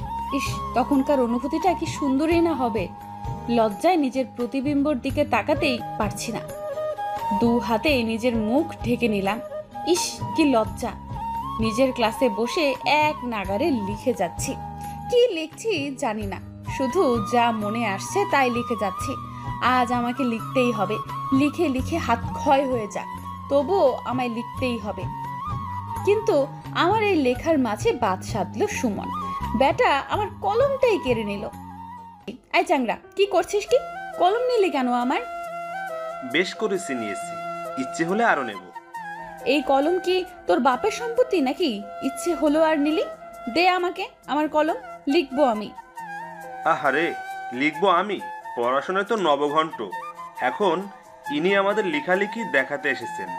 তা কি লিখেছিলি দেখি একটু। কেন দেখাবো? দেখাবো না, একটুও দেখাবো না। আগে আমার কলম দে বলছি। এটা এই মুহূর্তে তুই আর পাচ্ছিস না, বুঝলি? বলেই এক বেঞ্চের পেছনে গিয়ে বসলো। আচ্ছা, দিবি না তো? দাঁড়া, দেখাচ্ছি মজা। কথাটা বলেই হাতে থাকা খাতাটা মুড়িয়ে তার পিঠে সর্বশক্তি দিয়ে মারা শুরু করলাম। সে আমার হাত থেকে বাঁচার চেষ্টা করে চলেছে, আর আমি তাকে মেরেই চলেছি। আর আমার পাশে বসে থাকা বন্ধুরা আমাদের কাণ্ড দেখে হেসেই চলেছে। বুঝলাম না এখানে হাসার মতো কি হলো। আমি একা এত কষ্ট করে মারছি, কোথায় আমায় একটু হেল্প করবে তা না, শুধু দাঁত কেলিয়ে যাচ্ছে হারামির দল কোথাকার। আমি ইচ্ছে মতো সুমনকে খাতার বাড়ি দিয়েই চলেছি। এমন সময় ক্লাসের মধ্যে সুমনকে মারার জন্য খাতাটা উপরে তুলতেই ভাইয়া এসে হাজির। ভাইয়াকে দেখেই আমি থমকে গেলাম। এটা কি হলো? কোথায় আমি ভেবেছিলাম আজ ভাইয়াকে বোঝাবো আমি পড়ালেখায় কত মনোযোগী হয়েছি, তাই লিখতে লিখতে হাত ক্ষয় হয়ে গেলেও লেখা বন্ধ করছি না। কিন্তু হলো তো তার উল্টোটা। এখন কি করব? তাড়াতাড়ি হাতের খাতাটা ভালো করে নিয়ে নিজের বেঞ্চে এসে দাঁড়ালাম। ভাইয়াকে দেখে সবাই অলরেডি দাঁড়িয়ে গেছে, কিন্তু ভাইয়া দরজার কাছে এসেই আমাকে ওইভাবে দেখে কিছুক্ষণ থমকে রইল। তারপর কোনো কথা ছাড়াই রুম থেকে বেরিয়ে গেল। ভাইয়ার এমন কাজে সবাই হতবাক। আমি বেঞ্চ থেকে সরে জানালা দিয়ে দেখার চেষ্টা করলাম ভাইয়া বাইরে কি করছে। গ্রিলওয়ালা জানালা ভেদ করে দেখলাম ভাইয়া 2 হাত কেমনে রেখে জোরে জোরে শ্বাস নিচ্ছে আর এদিক ওদিক তাকাচ্ছে। বুঝলাম ভাইয়া নিজের রাগ সংবরণ করার চেষ্টা করছে। তার মানে আজও আমার আর নিস্তার নেই। আজও কি তাহলে আমায় মার খেতে হবে? আজ যদি সেদিনের মতো মারে, এবার আর জীবিত থাকবো না, মরেই যাব আমি। কথাটা ভাবতেই আমার অন্তরাত্মা কেঁপে ওঠে। তখনই আমার মনে হলো, আচ্ছা ভাইয়া কি কোনো রকম জেলাস ফিল করছে আমায় নিয়ে, সুমনের উপর? কথাটা ভাবতেই আমার চোখ মুখ উজ্জ্বল হয়ে উঠল। পেয়ে গেছি রাস্তা। কিভাবে ভাইয়ার মুখে ভালোবাসি কথাটা বলতে হয় তা খুব ভালোভাবেই বুঝে গেছি আমি। আগে আগে দেখো হোতা হ্যাঁ ক্যা। কিছুক্ষণ পরেই ভাইয়া আবার ক্লাসরুমে ঢুকলো, কিন্তু এবার আর আমার দিকে তাকালো না। না তাকাক, তাতে কি? তবে এবার ভাইয়া দেখবে আমি কি কি করতে পারি। ভাইয়া তার ক্লাস শুরু করে দিল, আর এদিকে আমি আমার কাজ। ক্লাসের মাঝে অনেক বাহানায় সুমনের কাছে কথা বলতে লাগলাম, মুখ টিপে টিপে হাসতে লাগলাম, পড়া দেখানোর নাম করে গল্প করা শুরু করলাম। লেখার সময় খাতা থেকে ওর হাত সরিয়ে দেওয়ার নাম করে ওর হাত ধরতেই সামনে থেকে ভাইয়ার গর্জনরত আওয়াজ কানে ভেসে উঠল। Enough is enough, damn it. ভাইয়ার এমন গর্জনে ক্লাসে থাকা প্রায় সকলেই চমকে উঠল। হঠাৎ ভাইয়ার এমন ব্যবহারে কারোরই মাথায় ঢুকলো না। ভাইয়ার টেবিলের উপর 2 হাত দিয়ে দাঁড়িয়ে আছে, রাগে চোখ লাল বর্ণ ধারণ করেছে। ভাইয়ার এই রূপ দেখে আমি নিজেও ভয় পেয়ে গেলাম। এবার এসে আবার আমাকে পেটানো শুরু করবে না তো? মনে মনে হাজারো ভয়কে জয় করার চেষ্টা করলাম, কিন্তু ভাইয়া আমাকে অবাক করে দিয়ে ক্লাস থেকে বেরিয়ে গেল। যাওয়ার আগে ভারী কণ্ঠে বলে উঠল, ক্লাস ইজ ডিসমিস। আমি ভয়ে ছোটখাটো একটা ঠোক গিললাম। ডোজটা কি বেশি হয়ে গেছে? এরপর থেকে আর ভাইয়ার সাথে দেখা হয়নি। কলেজ থেকে আসার সময়ও ভাইয়া একাই চলে এসেছিল, আমাকে নিয়েই আসেনি। তাই আমি ছায়া রিক্সা করে চলে আসি। বাড়ি এসে ব্যাগ নিজের ঘরে রেখে ভাইয়ার ঘরের দিকে এগোলাম। তার আগে তার ঘরের কাছে আসতেই খুব জোরে কিছু একটা পড়ার শব্দ কানে আসতেই চমকে উঠলাম। তাড়াতাড়ি দরজা হালকা খুলে ঘরে দিতেই দেখি ভাইয়া 2 হাত কোমরে রেখে ঘরের এক পাশ থেকে ওপাশ পায়চারি করছে। ইডিয়েট, 1 নাম্বার স্টুপিড মেয়ে একটা। এতবার এত শাস্তি দেওয়ার পরেও আবার সেই ছেলেদের কাছেই গিয়ে ঢলে পড়ে ইডিয়েটটা। সহ্য হয় না আমার ওকে কোনো ছেলের সাথে। এই বিষয়টা কি বোঝে না ওই স্টুপিডটা? নিজে নিজেই কথাগুলো বিড়বিড় করে আয়নার সামনে গিয়ে দাঁড়ালো। চোখ দুটো ছোট ছোট করে আয়নায় নিজেকে খুঁটিয়ে খুঁটিয়ে দেখে বলল, ভার্সিটির প্রফেসর আমি, আর একজন প্রফেসর হয়ে কি না নিজের ছাত্রের উপরে জেলাস হচ্ছি, তাও ওই ইডিয়েটটার জন্য। ইউ ফুল। কথাটা বলেই খুব জোরে সামনে থাকা টুলে লাথি মেরে ওয়াশরুমের ভেতরে ঢুকে গেল। ভাইয়া রেহেন কাজে এতক্ষণ আমি মুখ চেপে হাসছিলাম। ভাইয়া ওয়াশরুমে ঢুকতেই আমি রুমের ভেতরে ঢুকে গেলাম। কেন জানি না এক মুহূর্তে আমার ভাংরা নাচার ইচ্ছে হচ্ছে। ইস, ভাইয়া আমায় নিয়ে জেলাস, ভাবা যায়? ভাইয়া খুবই আনন্দের সহিত ফ্লোরের উপর পড়ে থাকা টুলটা ঠিক জায়গায় রেখে দিলাম। তারপরে নাচতে নাচতে চলে আসবো, তখনই আমার নজর গেল ভাইয়ার টেবিলের উপর। টেবিলের লাল কার্পেটের উপর নীল ডায়েরিটা যেন খুব বেশি দৃষ্টি আকর্ষণ করছে আমার। একটু কৌতূহল নিয়েই আমি টেবিলের কাছে গিয়ে ডায়েরিটা হাতে নিলাম। এটা কি ভাইয়ার ডায়েরি? কি আছে এই ডায়েরির মধ্যে? ভাইয়ার মনের কথা। এবার কৌতূহলটা যেন আরো বেড়ে গেল। আমি জানতে চাই ভাইয়ার মনের কথা। তাই অন্যের ডায়েরি তার বিনা অনুমতিতে পড়া অন্যায় জেনেও ডায়েরিটা খুললাম। প্রথম পেজ ফাঁকা পড়ে আছে, কিছুই লেখা নেই। তাই আমি আবার একটা পেজ উল্টাতে যা দেখলাম তাতে আমার চোখ কিছুক্ষণের জন্য থমকে গেল সেই পৃষ্ঠায়। এটা কি? আমি ডায়েরির সাদা পাতায় পেন্সিলের আঁকা হাতে আঁকা ছবি, আমার প্রতিচ্ছবি। ছবিটা থেকে যেন চোখ সরানোই মুশকিল। হ্যাঁ, এটাই আমি। চোখ, কান, নাক, মুখ সবটাই প্রমাণ করে এটা আমি। কিন্তু তারপরেও কিছু একটা তফাৎ আছে এই ছবির সাথে আমার চেহারার। কিছু তো একটা পার্থক্য আছে, কিন্তু সেটা কি? খুব নিখুঁতভাবে দেখতে লাগলাম ছবিটাকে। এই ছবি আর আমার চেহারার কি অমিল রয়েছে? হ্যাঁ, পেয়েছি, অমিল আছে, অনেক অমিল আছে। আর সেই অমিলটা হচ্ছে ভালোবাসার। ছবিটা খুব ভালোবাসার সাথে অঙ্কন করা হয়েছে। এই চোখ শুধু চোখ নয়, এই চোখে যে হাজারো মায়ায় ভিড়। আচ্ছা, আমার চোখে কি আদৌ এতটা মায়া আছে? আমার তো মনে হয় না আছে। আর এই ঠোঁটের কোণে লেগে থাকা মৃদু হাসিটা, এ যেন কোনো সাগরের ঢেউ। আমার হাসি কি সত্যি এতটা সুন্দর? আচ্ছা, এই আমি কি আরমান ভাইয়ের মনের আমি? ভাইয়ার মনে আমার এতটা সৌন্দর্য বিরাজ করে? চোখের কোণ বেয়ে জল গড়িয়ে পড়ল। কতটা ভালোবাসলে মানুষ এতটা নিখুঁতভাবে কারো প্রতিচ্ছবি আঁকতে পারে? আমার কৌতূহল আবারও বেড়ে গেল। ভাইয়ার বুকে আমার জন্য ভালোবাসার পরিমাণ জানার আগ্রহ আরও বেশি বেড়ে গেল। তাই আমি আবার একটা পেজ উল্টালাম, আর ওই পেজে যা দেখলাম তা দেখার পর আমার হার্টবিট কিছুক্ষণের জন্য থমকে গেল। নিজেকে আর আটকে রাখতে পারলাম না, শব্দ করে কেঁদেই দিলাম। ডায়েরির সাদা কাগজে বড় বড় অক্ষরে লেখা, ভালোবাসি মিতু। এই লেখাটা দেখে মনে হচ্ছে ভাইয়া যেন আমার সামনে চিৎকার করে বলছে, ভালোবাসি মিতু, খুব খুব বেশি ভালোবাসি তোকে। তুই আমার ঘরে কি করছিস? আমার সেই চিরচেনা চমৎকার কণ্ঠটা শুনে আমি চট করে পিছু ফিরে তাকালাম। ভাইয়া টাওয়াল হাতে দাঁড়িয়ে আছে। হয়তো চোখে মুখের লাল আভাটা দূর করার জন্যই চোখ মুখে পানি দিয়েছে। আমার হাতে নিজের ডায়েরিটা দেখে চোখ মুখ শক্ত করে ধমক দিয়ে উঠল। তুই জানিস না কারো অনুমতি ছাড়া তার ডায়েরিতে হাত দিতে নেই? মিনিমাম এই কমন সেন্সটুকু তোর নেই? ভাইয়া আমাকে বকেই যাচ্ছে, কিন্তু আমি তার কথা শোনার মতো অবস্থায় নেই। নিজের অজান্তেই হাত থেকে ডায়েরিটা পড়ে যায়। নিজেকে আর ধরে রাখতে পারলাম না। দৌড়ে গিয়ে ভাইয়ার বুকে ঝাঁপিয়ে পড়ে হাউমাউ করে কাঁদতে লাগলাম। আজ এত সুখ সুখ কেন লাগছে আমার? যেন পৃথিবীর সব সুখ এসে এই বুকে বাসা বেঁধেছে, আর আমি এই বুকের একমাত্র অধিকারিণী। সত্যি আমি খুব ভাগ্যবতী। এমন ভালোবাসার মানুষ কয়জনে বা পায়? ভাইয়া হয়তো আমার এমন কাজে বুদ্ধিহীন হয়ে গেছে, হয়তো ভাবতে পারিনি আমি এমন কিছু করব। এতটা সুখের মাঝেও আমি অনুভব করলাম ভাইয়া ধীরে ধীরে তার হাত তুলছে, হয়তো আমায় নিজের সাথে আরো গভীরে জড়িয়ে নেওয়ার জন্য। তাই আমি আরো শক্তভাবে তার বুকে মাথা গুজে দিলাম। এমন সময় বড় মা কণ্ঠ কানে ভেসে এলো। বড় মার ডাক শুনে আমি ছিটকে দূরে সরে গেলাম। নিজের চোখ মুখ মুছে স্বাভাবিক হওয়ার চেষ্টা করলাম, কিন্তু ভাইয়া এখনো ওইভাবেই দাঁড়িয়ে আছে, যেন এখনো তার ঘোর কাটেনি। কিছুক্ষণের মধ্যেই বড় মা ঘরের ভেতরে ঢুকলো। আরমান তাড়াতাড়ি রেডি হয়ে।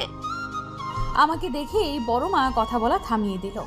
আমি মাথা নিচু করে আছি আর ভাবছি, বড় মা যদি জিজ্ঞেস করে আমি এখানে কি করছি, তাহলে কি উত্তর দেব? কিন্তু আমাকে অবাক করে দিয়ে বড় মা আমাকে এড়িয়ে আরমান ভাইয়ের দিকে তাকালো। আরমান তাড়াতাড়ি রেডি হয়ে নে, আমরা বেরোবো। এবার মনে হয় ভাইয়ার ধ্যান ভাঙলো। হালকা কেশে বলে উঠল, কোথায় যাওয়ার কথা বলছো? সেটা না হয় গেলেই দেখতে পাবি। এখন তাড়াতাড়ি রেডি হয়ে নে, তো সময় নেই। আমি কোথাও যাচ্ছি না। আমি এখানে তোর কোনো মতামত নিতে আসিনি, তোকে বলতে এসেছি। তুই যাচ্ছিস মানে যাচ্ছিস, আর কোনো কথা শুনতে চাই না আমি। বলেই বড়মা ঘর থেকে বেরিয়ে যেতেই ভাইয়া পা দিয়ে খুব জোরে বেডের লাথি মেরে চোখ মুখ শক্ত করে আমার দিকে তাকালো। আর আমি এই শব্দে কেঁপে উঠলাম। বুঝলাম না বড়মা বাইরে যেতে বলেছে, তা নিয়ে এত রাগ করার কি আছে? সামান্য বাইরেই তো যেতে বলেছে। সেসব যাক, আমি এবার মাথা নিচু করে ঘর থেকে বেরিয়ে আসলাম। রাগের মাথায় আবার আমাকেই না মেরে বসে। রাত 8টা। বসার ঘরে বসে সবাই মিলে একসাথে জবার সিরিয়াল দেখছি। দেখতে দেখতে বিরক্ত বোর্ডটা চরম পর্যায়ে পৌঁছেছে। কিন্তু আমার মা এই জবার মারাত্মক ফ্যান, একটা এপিসোডও মিস করে না। তার সাথে রিপিট টেলিকাস্ট তো আছেই। উফ, কিভাবে যে মায়ের ব্রেনের জিনিসটা সহ্য করে কে জানে। তবে আমার টেনশন হচ্ছে ভাইয়াদের নিয়ে। এখন অবধি এলো না কেন তারা? সে কখন বড় আব্বু, বড় মা, আমার বাবা আর ভাইয়া বেরিয়েছে, কিন্তু এখন অবধি ফিরল না। কি করছে এতক্ষণ যাবৎ বাইরে? আমার ভাবনা শেষ হতে না হতেই দরজার কলিং বেল বেজে উঠল। আমি দৌড়ে গিয়ে দরজা খুলে দিলাম। হ্যাঁ, ভাইয়ারাই এসেছে। দরজা খোলার সাথে সাথে ভাইয়া ভেতরে ঢুকে সোজা উপরে নিজের ঘরে চলে গেল। চোখে মুখে বেশ গাম্ভীর্যতা ফুটে উঠেছে। ভাইয়ার পিছু পিছু বাকি সবাই ভেতরে ঢুকলো। বাবা, বড় আব্বু, বড় আম্মু গিয়ে সোফাতে বসতেই আমি দৌড়ে রান্নাঘরে গেলাম ওদের জন্য পানি আনতে। পানির ট্রেটা নিয়ে তাদের কাছে যেতে যেতেই বড় মা কথাটা কানে এলো। যাক বাবা, এতদিনে টেনশন ফ্রি হলাম। ছেলেটার বিয়েটা একেবারে ফাইনাল করেই এসেছি। কথাটা শুনতেই আমি থমকে গেলাম। মাথা কাজ করা বন্ধ করে দিল। কি বলছে কি বড় মা? তার মানে তারা ভাইয়ার জন্য মেয়ে দেখতে গিয়েছিল। ভাইয়া তাহলে বিয়ে করতে যাচ্ছে, তাও আবার অন্য কাউকে।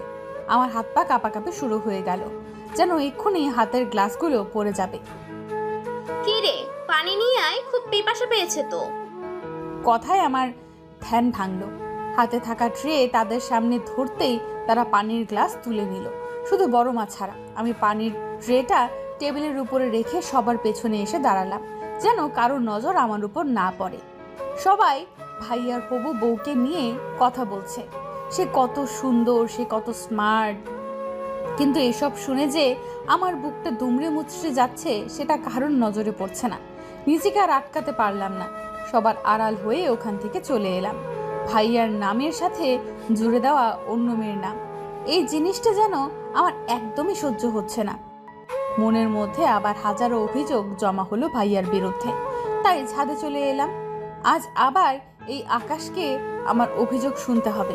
কেন কেন ভাইয়া আমার সাথে এমনটা করলো? ভাইয়া তো ওখানে ছিল, তাই না? তার সামনে সবাই তার বিয়ে ঠিক করলো, অথচ সে কিছুই বললো না।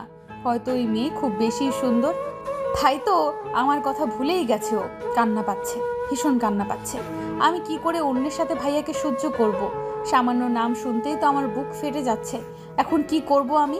কান্না ছাড়া যে আর কিছুই অবশেষ রইল না আমার। আপন মনে আকাশের দিকে তাকিয়ে কেঁদেই চলেছি, তখনই নিজের পেটে কারো হাতের স্পর্শ পেয়ে চমকে উঠলাম। মুহূর্তেই ওই হাত টেনে পিঠ তার বুকে ঠেকালো। বুঝতে বাকি রইল না এই হাতের মালিককে। রাগে মাথার রক টকবক করা শুরু করলো, আর সহ্য হলো না। আমি ভাইয়ের দিকে ঘুরে দুই হাতে তার বুকে ধাক্কা দিয়ে নিজের থেকে সরিয়ে দেওয়ার চেষ্টা করলাম, কিন্তু পারলাম না।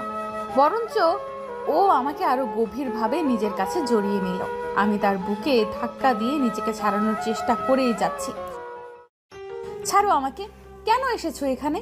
কষ্ট দিয়ে সেটাতে মলম লাগাতে? সেটাতে আবার পুরনো দিনের অভ্যাস এটা, কিন্তু এই ফর্মুলায় কোনো কাজে আসবে না। তুমি খুবই বাজে একটা লোক। যদি বিয়ে অন্য কাউকেই করার ছিল তাহলে কেন কেন আমার এত কাছে আসতে? আমার শরীর কি তোমার কাছে সস্তা মনে হয়? শুধুমাত্র তোমার সায়ে আজ আমি তোমায় এতটা ভালোবেসে ফেলেছি। এত অপমান সহ্য করেও আমি শুধু তোমাকেই ভালোবেসেছি। তোমার মুখের ভালোবাসি কথাটা শোনার জন্য ছটফট করেছি। এত কিছু হয়েছে শুধুমাত্র তোমার জন্য। কেন এত আশকারা দিয়েছো আমায়? ভালো যদি নাই বাসবে তাহলে কেন ভালোবাসার মানেটা শেখালে আমায়? কেন এত কষ্ট দিচ্ছ? সহ্য হচ্ছে না আমার। ভেতর থেকে দুমড়ে মুচড়ে ভেঙে পড়ছি আমি। দয়া করে আর কষ্ট দিতে এসো না, আর সহ্য করার ক্ষমতা নেই আমার। এক নাগারে কথাগুলো বলেই কান্নায় ভেঙে পড়লাম তার সামনে। এতে তার কি ভাবান্তর হলো বলতে পারবো না, কিন্তু হঠাৎই কানের কাছে কারো উষ্ণ শ্বাস অনুভব করলাম। ম্যাজিক দেখবি মিতো? ফিস ফিস করে কথাটা বলে এই ভাইয়া আমার দিকে তাকালো, আর আমি তার কথার মানে বুঝতে না পেরে ফ্যাল ফ্যাল করে তার চোখের দিকে তাকালাম। এটা কি মজা করার সময় যে ও আমায় এখন ম্যাজিক দেখাতে চাইছে? আমি কি বাচ্চা মেয়ে নাকি যে ম্যাজিক দেখেই আমি সব কষ্ট ভুলে যাব? এসব ভাবনার মাঝেই আমি অনুভব করলাম আমি হাওয়ায় ভাসছি। ভালো করে খেয়াল করে দেখলাম ভাইয়া আমায় কোলে তুলে নিয়েছে। কি করতে চাইছে কি ভাইয়া? কিছুই তো বুঝতে পারছি না। বসার ঘরে বসে থাকা সকলে আমাদের দিকে অবাক চোখে তাকিয়ে আছে। সকলের এমন চাহনি আমায় বেশ অস্বস্তিতে ফেলছে, যার কারণে আমি বারবার নিচু গলায় ভাইয়াকে আমায় নিচে নামাতে বলছি, কিন্তু ভাইয়ার তাতে কোনো হেলদোল হচ্ছে না। ও নিজের মতোই আমায় কোলে নিয়ে সবার সামনে দিয়ে বাড়ির বাইরে চলে এলো।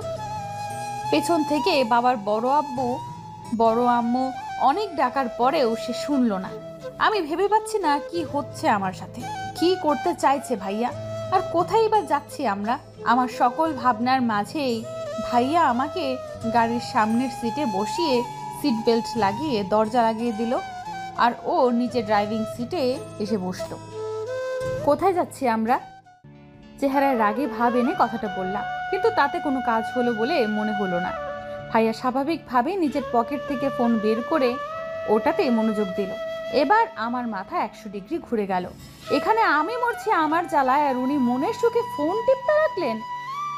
রাগের মাথায় তার হাত থেকে ফোনটা কেড়ে নিতে চাইলেই ভাইয়া হাত সরিয়ে আমার দিকে শান্ত দৃষ্টিতে তাকালো। আমার দিকে তাকিয়ে থেকেই হাতের ফোনটা পকেটে পুরে এবার গাড়ি চালাতে শুরু করলো। এবার আমার টনক নড়ে উঠল। এই গাড়ি থামাও, কোথায় যাচ্ছি আমরা? কোথায় নিয়ে যাচ্ছ আমায়? আমি কোথাও যাব না তোমার সাথে, শুনেছ? আমি তোমার সাথে কোথাও যাব না, গাড়ি থামাও বলছি। এক নাগারে বক বক করতে করতে তার স্টিয়ারিংয়ে থাকা হাত ধরে টানাটানি করছি, আর ভাইয়া একদম ডোন্ট কেয়ার ভাব নিয়ে গাড়ি চালাচ্ছে। বক বক করতে করতে হঠাৎ আমার মনে হলো গাড়ি থেমে গেছে। আমি ভাইয়ার হাত ধরে থাকা অবস্থাতেই আশেপাশে তাকালাম। হ্যাঁ, গাড়ি থেমে গেছে। তাহলে কি ভাইয়া আমার বকবকানিতে রাগ করেই গাড়ি থামালো? এবার আমার ভয় লাগা শুরু করলো। ছোটোখাটো একটা ঢোক গিলে ভাইয়ার দিকে তাকাতেই দেখি ভাইয়া গাড়ি থেকে নামছে। আরে কোথায় যাচ্ছ? আমার প্রশ্নের কোনো উত্তর না দিয়ে ভাইয়া গাড়ি থেকে নেমে আমার পাশে এসে গাড়ির দরজা খুলে শটান আমার কোলে তুলে নিল। ভাইয়ার এমন বিহেভিয়ারে সত্যি আমি অবাক হচ্ছি। আসলে কি করতে চাচ্ছে ভাইয়া, আর আমরা কোথায় বা যাচ্ছি? আমি এই জায়গাটা চেনার জন্য আশেপাশে তাকালাম। হঠাৎই আমার চোখের সামনে অফিসের টাঙানো বোর্ডের উপর আটকে গেল। সাথে সাথেই বুকটা ধরাস করে উঠল। এ তো ম্যারেজ রেজিস্ট্রি অফিস, কিন্তু ভাইয়া আমায় এখানে কেন নিয়ে এলো? না না, আর এই লোককে বিশ্বাস করা যাবে না। এর মতলব আমার কাছে ঠিক লাগছে না। তাই নিজের শরীরের সর্বশক্তি দিয়ে নিজের হাত পা ছোড়াছুড়ি শুরু করে দিলাম। ছাড়ো আমায়, আমি কোথাও যাব না। আমায় এখানে কেন নিয়ে এসেছো? আমি যাব না তোমার সাথে, ছাড়ো বলছি আমায়। হাত পা ছোড়াছুড়ি করেও কোনো লাভ হলো না। ভাইয়া খুব শক্তভাবে আমায় ধরে অফিসের ভেতরে ঢুকলো। ও ভেতরে ঢুকতেই দুজন ছেলে ওর সাথে এসে দাঁড়ালো। আমি এই দুজন ছেলেকে চিনি, আরমান ভাইয়ের বেস্ট ফ্রেন্ড রনি আর পিয়াস। ছোট থেকে খুব ভালো বন্ধু এরা। ওরা কাছে আসতেই আরমান ভাই তাদের উদ্দেশ্যে বলে উঠল, সব রেডি তো? হ্যাঁ, সব অ্যারেঞ্জমেন্ট হয়ে গেছে। আরে আমি কাজী সাহেবকেও রেডি করে রেখে দিয়েছি, শুধু তোদের আসার অপেক্ষা ছিল। রনি ভাইয়ার কথা শুনে আমার ভয় আরো দ্বিগুণ বেড়ে গেল। একটা ঢোক গিলে ভাইয়ার দিকে তাকালাম। পিয়াস ভাইয়া আর আরমান ভাইয়ের কোলে দেখে দাঁত কেলিয়ে বলে উঠল, কিরে ভাই, শেষমেশ ভাবিকেও তুলে নিয়ে চলে এলি? অত কথা বাদ দে, আর নিজেদের কাজে মন দে। বলেই আমার একটা চেয়ারে বসিয়ে দিল। আমার সামনে একজন উকিল কালো কোট পরে বসে আছে। ভাইয়া তাকে উদ্দেশ্য করে বলে উঠল, কাগজপত্র সব রেডি? হ্যাঁ হ্যাঁ, শুধু সাইনটা করে দিলেই হয়ে যাবে। বলেই উকিল মহাশয় ভাইয়ার সামনে কিছু একটা কাগজ আর একটা কলম এগিয়ে দিল। ভাইয়া কলম হাতে নিতেই আমি একটা ঢোক গিললাম।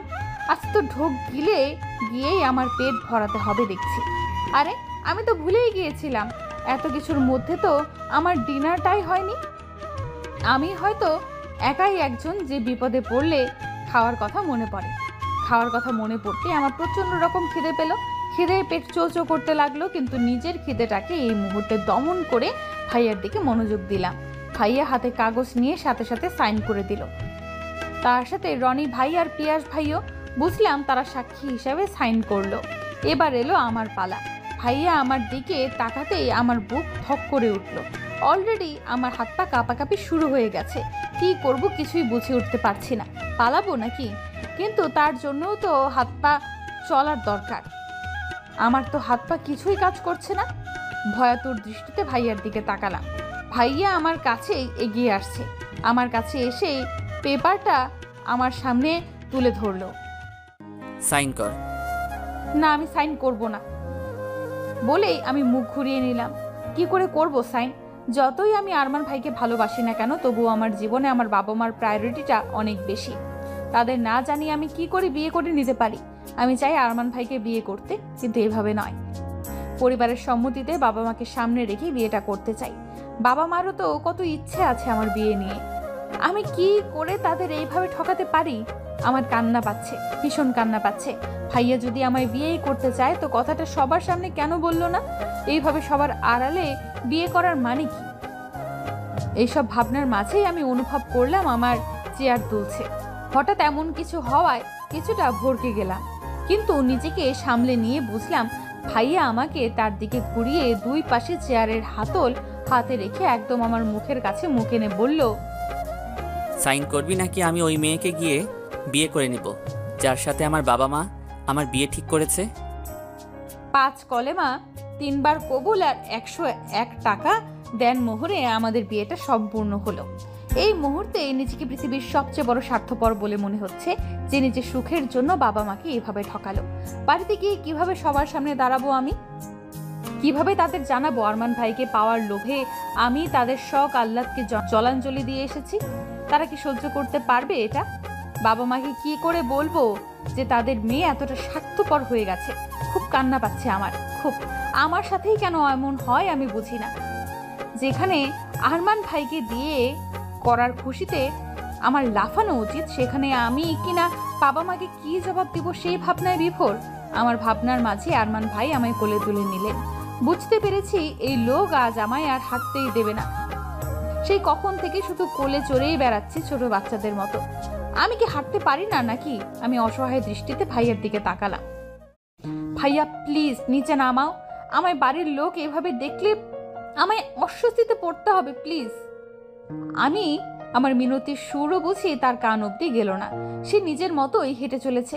কিছুক্ষণের মধ্যে বাড়িতে ঢুকতেই দেখলাম সকলে এখনো ঘরেই বসে আছে। সবার চোখে মুখে চিন্তার ছাপ। নিশ্চয়ই আমাদের জন্যই চিন্তা করছিলেন।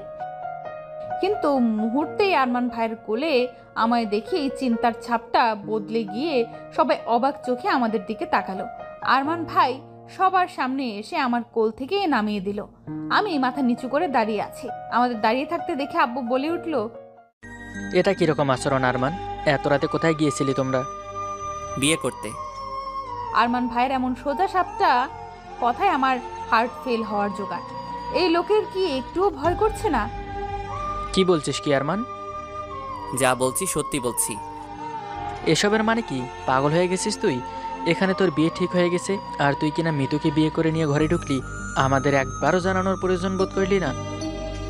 বাবা বিয়েটা ঠিক করার সময় যখন তোমরা আমার মতামত নেওয়ার প্রয়োজন বোধ করনি, তখন আমিও বিয়ে করার সময় তোমাদের মতামত নেওয়ার প্রয়োজন বোধ করলাম না। আরমান ভাইয়ের এই কথাটার মাঝে আমার মা সামনে এসে দাঁড়ালো। এইসব কি শুনছি মিতু? তুই এতটা নিচে নেমে গেলি? এরকমটা করতে লজ্জা হলো না? নিজের ভাই সমতুল্য কাজিনকে তুই বিয়ে করে নিলি।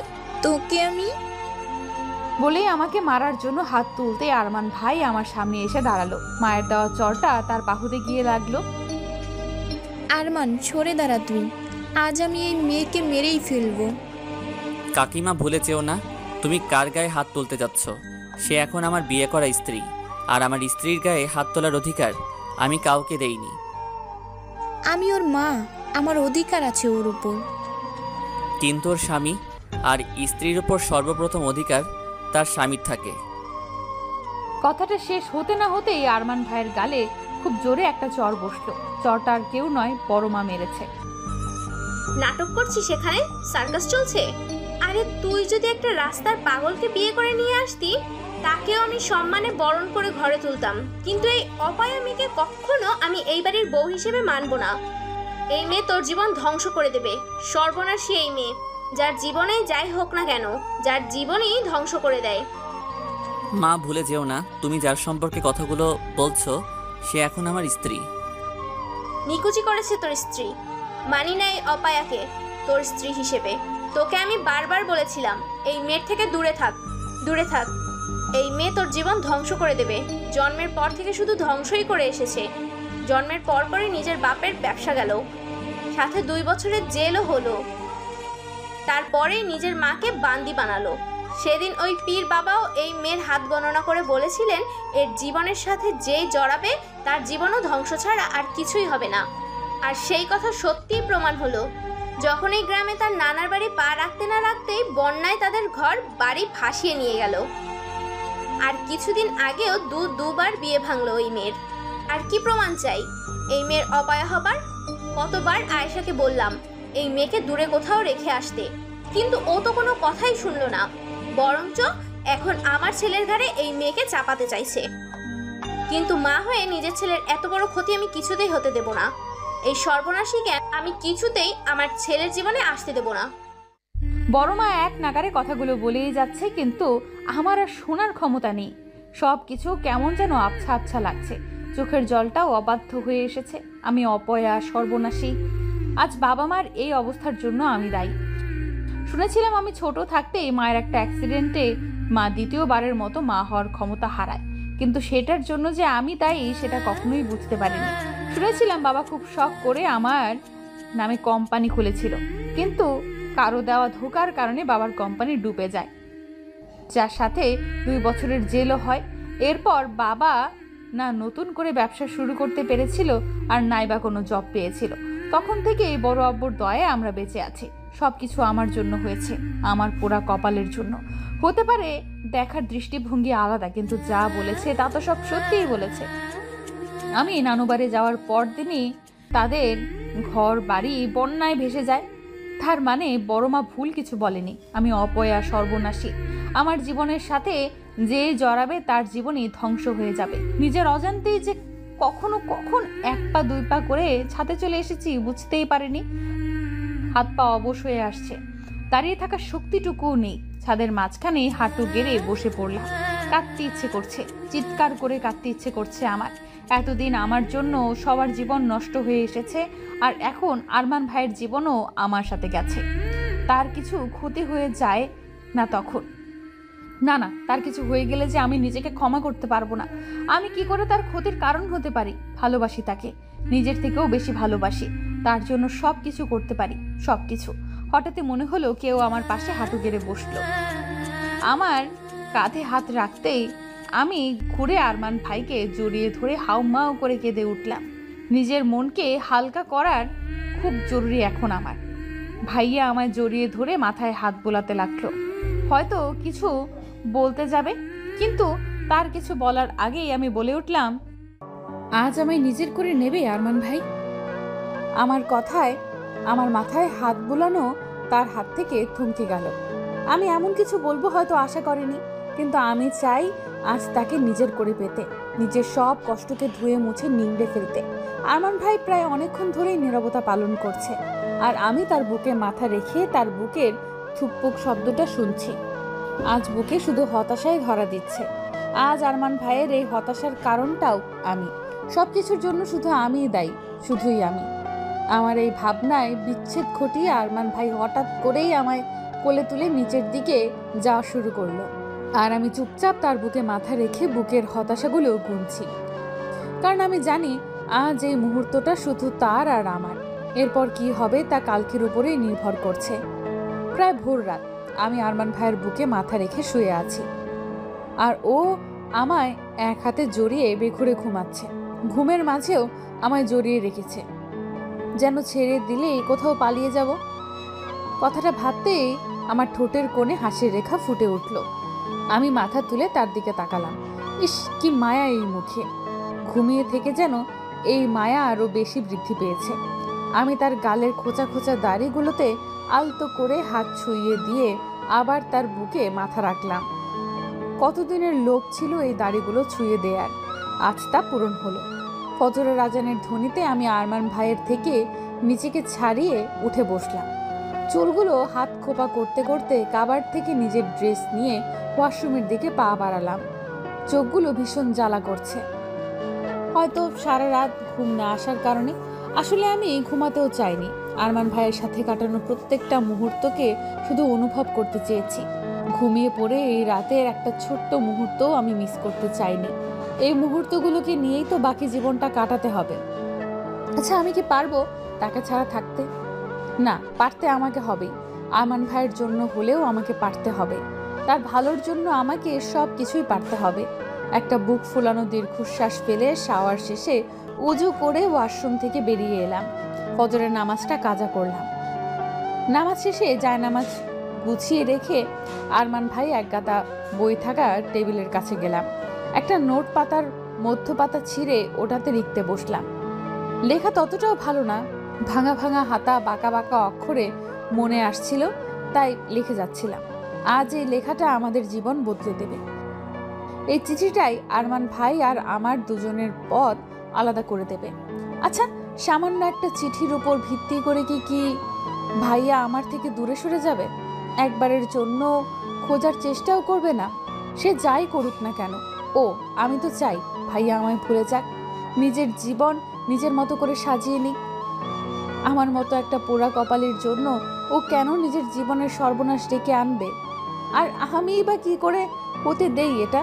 ভাইয়ার ভালোর জন্য আমাকে তার জীবন থেকে দূরে সরে যেতেই হবে, অনেক দূরে যেতে হবে। চিঠিটা লেখা শেষ করে কাগজটা ভাঁজ করে বিছানার পাশের টেবিলে ওয়েট চাপা রেখে দিলাম। তারপর নিজের প্রয়োজনীয় জিনিসপত্র নিয়ে বেরিয়ে পড়লাম ঘর থেকে, আরমান ভাইয়ের জীবন থেকে অনেক দূরে সরে যাওয়ার জন্য, সারা জীবনের জন্য। আজ 11 দিন আমি ওই বাড়ি ছেড়ে চলে এসেছি। এখানে চট্টগ্রামে বসবাসরত এক বন্ধু টিয়ার বাড়িতে উঠেছিলাম। তার মা এক এনজিওর মেম্বার। আমি তাদের সাথে কথা বলেই এনজিওতে একটা কাজের কথা বলি। যেহেতু নিজের এডুকেশনের সকল কাগজপত্র সাথে নিয়েই এসেছিলাম, তাই কাজটা পেতে ততটা বেগ পেতে হলো না। কিন্তু আমার অতীত শুনে টিয়ার মা আমার দিকে এক অন্যরকম নজরে তাকানো শুরু করলেন। সেই নজর খুব সহজেই পড়ে নেওয়া যায়।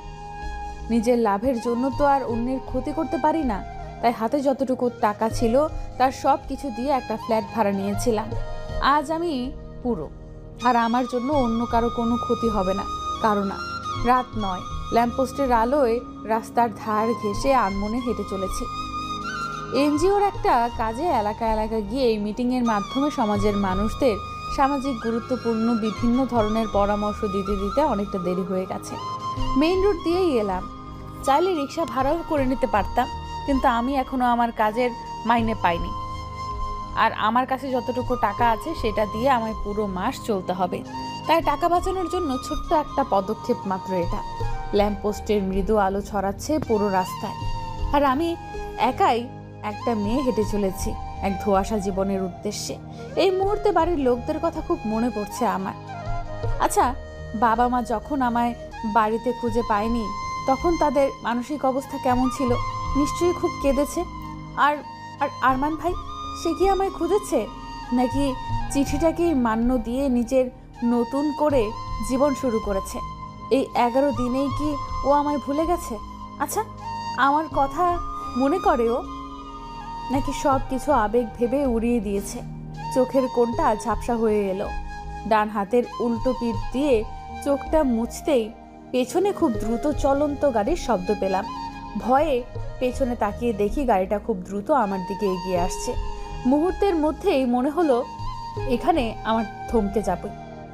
নিজের অজান্তেই নিজের হাতটাকে সাহারা ভেবে ডান হাত মুখের সামনে নিয়ে এসে বাঁচার চেষ্টা করলাম, কিন্তু এ কি? হঠাৎই মনে হলো গাড়ি আমার খুব কাছে এসে থেমে গেছে।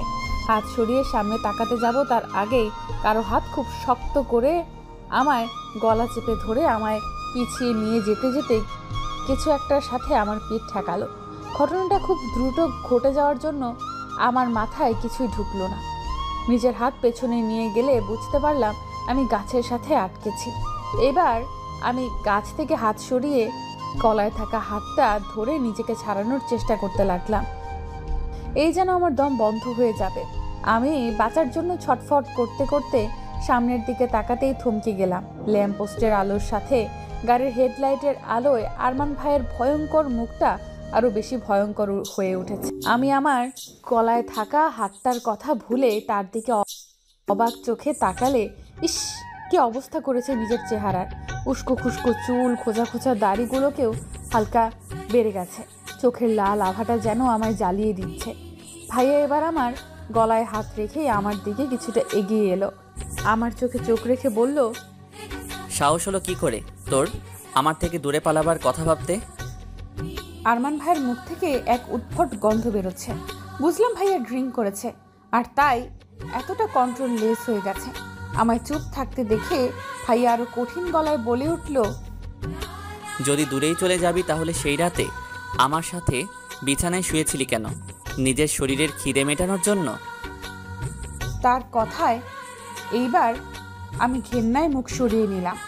অস্পষ্ট কণ্ঠে কিছু বলতে যাব তার আগেই আরমান ভাই আলমোড়ো শক্ত করে আমার গলা চেপে ধরে বলল, চুপ, একদম চুপ। একটা শব্দ গলা থেকে বের করলে গলা চেপে মেরে এখানেই পুঁতে রাখবো। কি ভেবেছিস কি তুই আমি তোকে খুঁজে পাবো না? এই পৃথিবীর যেই কোণাতেই লুকিয়ে থাক না কেন, তোকে আমি খুঁজে বের করবই। আমার থেকে পালানো এতটা সহজ নয়। খুঁজে তো আমি তোকে সেই কবেই পেয়েছি, কিন্তু প্রচণ্ড রকমের রাগ আমাকে জেঁকে বসেছিল। ভেবেছিলাম যখন তুই আমার থেকে দূরে গিয়ে নতুন জীবন শুরু করতে চাস, তাহলে আমি কেন পারবো না। ভুলতে চেয়েছিলাম তোকে, তোকে ভোলার জন্য সব ধরনের মাদকদ্রব্য সেবন করে মাদকাসক্ত হয়েছি, কিন্তু তোর নেশা সব কিছুকে হার মানিয়ে দিয়েছে। একটা মুহূর্ত তোকে ভুলতে দেয়নি আমায়। নেশা তুই আমার, তোর নেশাতে নেশাগ্রস্ত আমি, তোকে ছাড়া থাকা অসম্ভব। আরমান ভাইয়ের কথাগুলো বলতে বলতে আমার গলা ছেড়ে গালো বুড়ো আঙুল দিয়ে স্লাইড করতে লাগলো। নিজের ঠোঁট আমার ঠোঁটের একদম কাছাকাছি নিয়ে এলো। তার এমন আচরণে আমার বুক দুমড়ে মুচড়ে যাচ্ছে, ভীষণ কান্না পাচ্ছে আমার, কাঁদতে ইচ্ছে করছে। তার বুকে মাথা রেখে কাঁদতে ইচ্ছে করছে, কিন্তু আমার সব ইচ্ছেকে ধুলি চাপা দিয়ে ভাইয়া হঠাৎই আমার গাল ছেড়ে হাত ধরে টানতে টানতে গাড়ির দিকে নিয়ে যেতে লাগলো। হঠাৎ করেই আমার গালে খুব জোরে একটা চড় পড়ে। গালে হাত দিয়ে অশ্রুসিক্ত চোখে অপরাধীর মতো মাথা নিচু করে দাঁড়িয়ে আছি বাড়ির সকলের সামনে। থামলে কেন কাকি? আরো দুটো কষে দাও, এই মেয়ে এটারই যোগ্য। আরমান ভাইয়ের কথা শুনে আমার কান্নার বেগ আরো বেশি বেড়ে গেল, কিন্তু আমার মা আমার কান্নাকে পাত্তা না দিয়ে আমার দু বাহু শক্ত করে ধরে নিজের দিকে ঘোরালো। বলতে পারিস তোর কোন জিনিসটাই আমরা কোনো কমতি রেখেছি? এত ভালোবেসেছি তোকে, নিজেরা না খেয়ে তোকে খাইয়েছি, আর তুই এত বড় একটা ভুল সিদ্ধান্ত নিয়ে বসলি। এইদিকে তাকা, বাড়ি থেকে চলে যাওয়ার সময় একবারও কি তোর আমাদের কথা মনে পড়েনি? একবারও মনে হলো না আমরা কি নিয়ে বাঁচবো? তুই তো আমাদের একমাত্র সম্বল রে, তোকে নিয়েই বেঁচে আছি আমরা। তাহলে কোন সাহসে তুই এই সিদ্ধান্ত নিলি? কিভাবে চলে গেলি তুই আমাদের ছেড়ে? কথাগুলো বলতে বলতেই মা কান্নায় ভেঙে পড়ল। মায়ের কান্না দেখে আমারও ভীষণ কান্না পাচ্ছে। এবার বুঝতে পেরেছি আমি কত বড় ভুল করেছি। তাদের ভালো করতে গিয়ে যে তাদের এতটা কষ্ট দিয়ে ফেলেছি বুঝতেই পারিনি। আরমান ভাই ঠিক ছিল, আরও কিছু চরের যোগ্য আমি। এতটুকু শাস্তিতে হবে না আমার। মাথা নিচু করে কেঁদেই চলেছি, তখনই বড় মা এগিয়ে এলো। আমি বলেছিলাম না, এই মেয়ে যার জীবনেই যাবে তার জীবনটাই ধ্বংস করে দেবে। এই মেয়ে একবার দেখ আমার ছেলের জীবনটা কি করেছিস তুই। কয়েকদিনে তো ওর মুখটা দেখারও সুযোগ হয়ে ওঠেনি। যদিও কখনো কখনো বাড়ি ফিরেছে, তখন তো তার দিকে তাকানো কষ্টদায়ক হয়ে গিয়েছে। কি অবস্থা হয়েছে আমার ছেলেটার চেহারার, সব তোর জন্য হয়েছে। আমার ছেলের এই অবস্থার জন্য তুই দায়ী। স্টপ ইট মা, এখনো তোমার বলা শেষ হয়নি। সেদিন কি কিছু কম বলেছিলে যে আজ আবার শুরু হয়ে গেলে? হ্যাঁ, তোমার ছেলের এই অবস্থার জন্য ওই মেয়েটাই দায়ী, কিন্তু ও আমার জীবনে আসার জন্য নয়, কিছুদিনের জন্য ও আমার জীবন থেকে চলে যাওয়ার জন্য আমার এই অবস্থা। আমি বুঝি না তুমি এমন নিকৃষ্ট মানসিকতার কি করে হতে পারো। কিছু দুর্ঘটনাকে তুমি মৃত্যুর ঘাড়ে চাপিয়ে দিচ্ছ। আমি কোনো দুর্ঘটনাকে চাপিয়ে দিচ্ছি না ওর ওপর, যা সত্যি তাই বলছি। কোন সত্যির কথা বলছো? কাকার ব্যবসায় ধোঁকা খাওয়ার কথাটা? সেটা কাকার নিজের অনভিজ্ঞতার কারণেই হয়েছে। আর যদি তুমি কাকির অ্যাক্সিডেন্টের কথা বলো, তাহলে আমি বলি ঢাকায় এমন অনেক অ্যাক্সিডেন্টই হয়। তুমি কোন কোন অ্যাক্সিডেন্টের দায়ভার মৃত্যুর ওপর চাপাবে? আর ওই পীর যার কথা শুনে তুমি মৃত্যুকে আজ অবধি দোষারোপ করছো, সে কিছু বছর আগেই ভণ্ড পীর প্রমাণ হয়ে এখন জেল খাটছে। আর এখন বাকি রইল দুবার বিয়ে ভাঙার কথা, ওটা মৃত্যুর জন্য নয়, আমার জন্য ভেঙেছে। ভাইয়ার এই কথায় সবাই তার দিকে অবাক চোখে তাকালো। আমার চোখেও প্রশ্নবোধক চিহ্ন আটকে রইল। আমার বিয়ে ভাইয়ার জন্য ভেঙেছে, কিন্তু কিভাবে? আমি ভেঙেছি ওই বিয়ে। আমি জানতাম মা মিতুকে ততটা পছন্দ করে না, তাই তার থেকে দূরে থাকার চেষ্টা করতাম, কিন্তু আমি ওকে অন্য কারোরও হতে দিতে পারতাম না, তাই সবার আড়ালেই আমি ওর বিয়ে ভেঙেছি। আর ওই বন্যা? মা, বন্যা আসবে এই নিউজটা খবরে নিউজ পেপারে কতদিন আগে থেকে ছাপা হচ্ছিল। এটা একটা প্রাকৃতিক দুর্যোগ, যা মিতু গ্রামে গেলেও আসতো, না গেলেও আসতো। তবে কি জানো তো মা, তোমার এই দৃষ্টিভঙ্গি আমি হাজার চেষ্টা করলেও বদলাতে পারবো না, যদি না তুমি নিজের থেকে বদলানোর চেষ্টা করো। বড় মা আরো কিছু বলতে যাবে, কিন্তু তার আগেই বড় আব্বু বলে উঠল, উফ, কি হচ্ছে এখানে? এত সব কথা কেন হচ্ছে? আমাকে বলবে দয়া করে। এতক্ষণ ধরে চুপ ছিলাম, কিন্তু আর নয়, বন্ধ করো এসব। আর মিতু, তুমি যা করেছো তা অবশ্যই ভুল ছিল, আর ভুলের শাস্তি তোমাকে পেতেই হবে।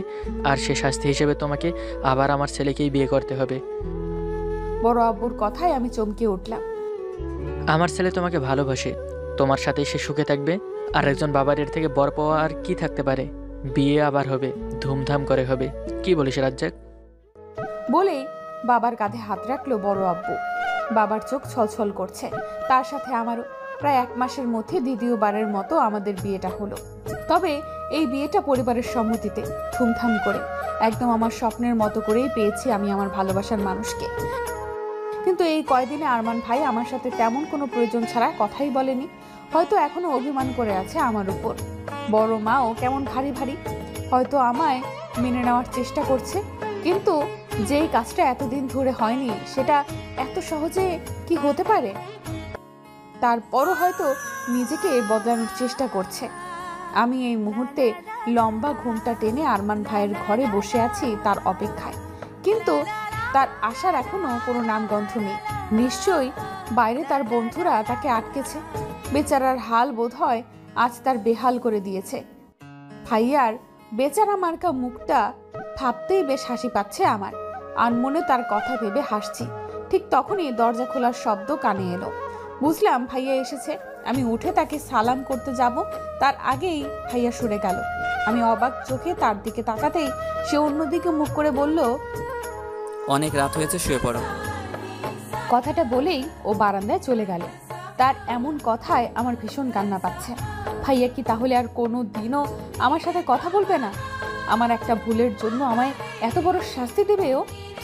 নিকুচি করেছে তার শাস্তি, মানে না আমি কোনো শাস্তি টাস্তি। আজ তো তাকে আমার সাথে কথা বলতেই হবে। দেখি কি করে কথা না বলে থাকে। আমি আমার ভারী শাড়িটা 2 হাতে উঁচু করে ধরে বারান্দার দিকে অগ্রসর হলাম। আরমান ভাই উল্টো ঘুরে ব্যস্ত নগর দেখতে দেখতে সিগারেটের ধোঁয়া উড়াচ্ছে। ও মাঝে মাঝে স্মোক করত।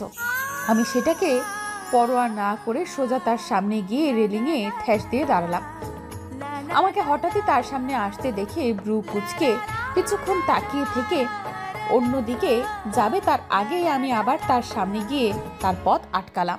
এবার হয়তো আরমান ভাই কিছুটা বিরক্ত হলো। ব্রু কুচকানোর সাথে সাথে দাঁতে দাঁত চেপে ধরে একদম আমার দিকে এগিয়ে এসে কিছু বলতে গিয়েও থেমে গেল। তার এগিয়ে আসাতে আমি কিছুটা ভয় পেয়ে পেছনে ঝুঁকে গেলাম। যার রাগ যদি চরটর মেরে বসে তখন। কিন্তু আরমান ভাই কিছু না বলেই আবার সেখান থেকে চলে আসবে, তখনই আমি তার ডান হাত চেপে ধরলাম। ভাই এবার প্রচন্ড মাত্রায় রেগে আমার দিকে এগিয়ে আসতে গেল, কিন্তু তার আগে আমি তার হাত আমার পেটের উপর রাখলাম। আমার এই কাজেও কিছুটা অবাক চোখে আমার দিকে তাকালো। তুমি যদি আমার সাথে কথা না বলো তাহলে কিন্তু আমরা তোমার উপর ভীষণ অভিমান করব। কথাটা বলে মুখ ফুলিয়ে তার দিকে তাকালাম। যদিও নিজের চেহারায় ইনোসেন্ট লুক নিয়েছিলাম, তারপরও আমার বুকের ভেতরে এক প্রকার তোলপাড় শুরু হয়ে গিয়েছিল। আমার কথায় তার অনুভূতিটা কিরকম হবে তা দেখার জন্য অধীরে আগ্রহে আমি আরমান ভাইয়ের দিকে তাকালাম।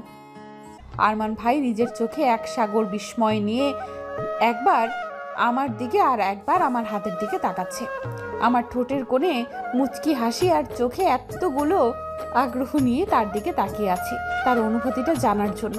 আরমান ভাই জিহ্বা দিয়ে নিজের ঠোঁট ভিজিয়ে নিয়ে অন্যদিকে তাকালো, হয়তো নিজের চোখের জল আড়াল করার জন্য। কিন্তু তার চোখের ছলছল দৃষ্টিটা তো অনেক আগেই আমার কাছে ধরা পড়েছে। ভাইয়া 2 বার জোরে জোরে শ্বাস নিয়ে আবার আমার দিকে তাকালো। তারপর কাপা কাপা গলায় বলে উঠল, ইউ নো হোয়াট, আজ হয়তো এই প্রথম কারো বাসর যে কিনা বাসর রাতেই জানতে পারছে সে বাবা হতে চলেছে। তার আবেগপূর্ণ এমন কথায় আমার ভেতরটা কেঁপে উঠল। তার ছলছল দৃষ্টি আজ আমায় জানান দিচ্ছে আমি কতটা ভাগ্যবতী।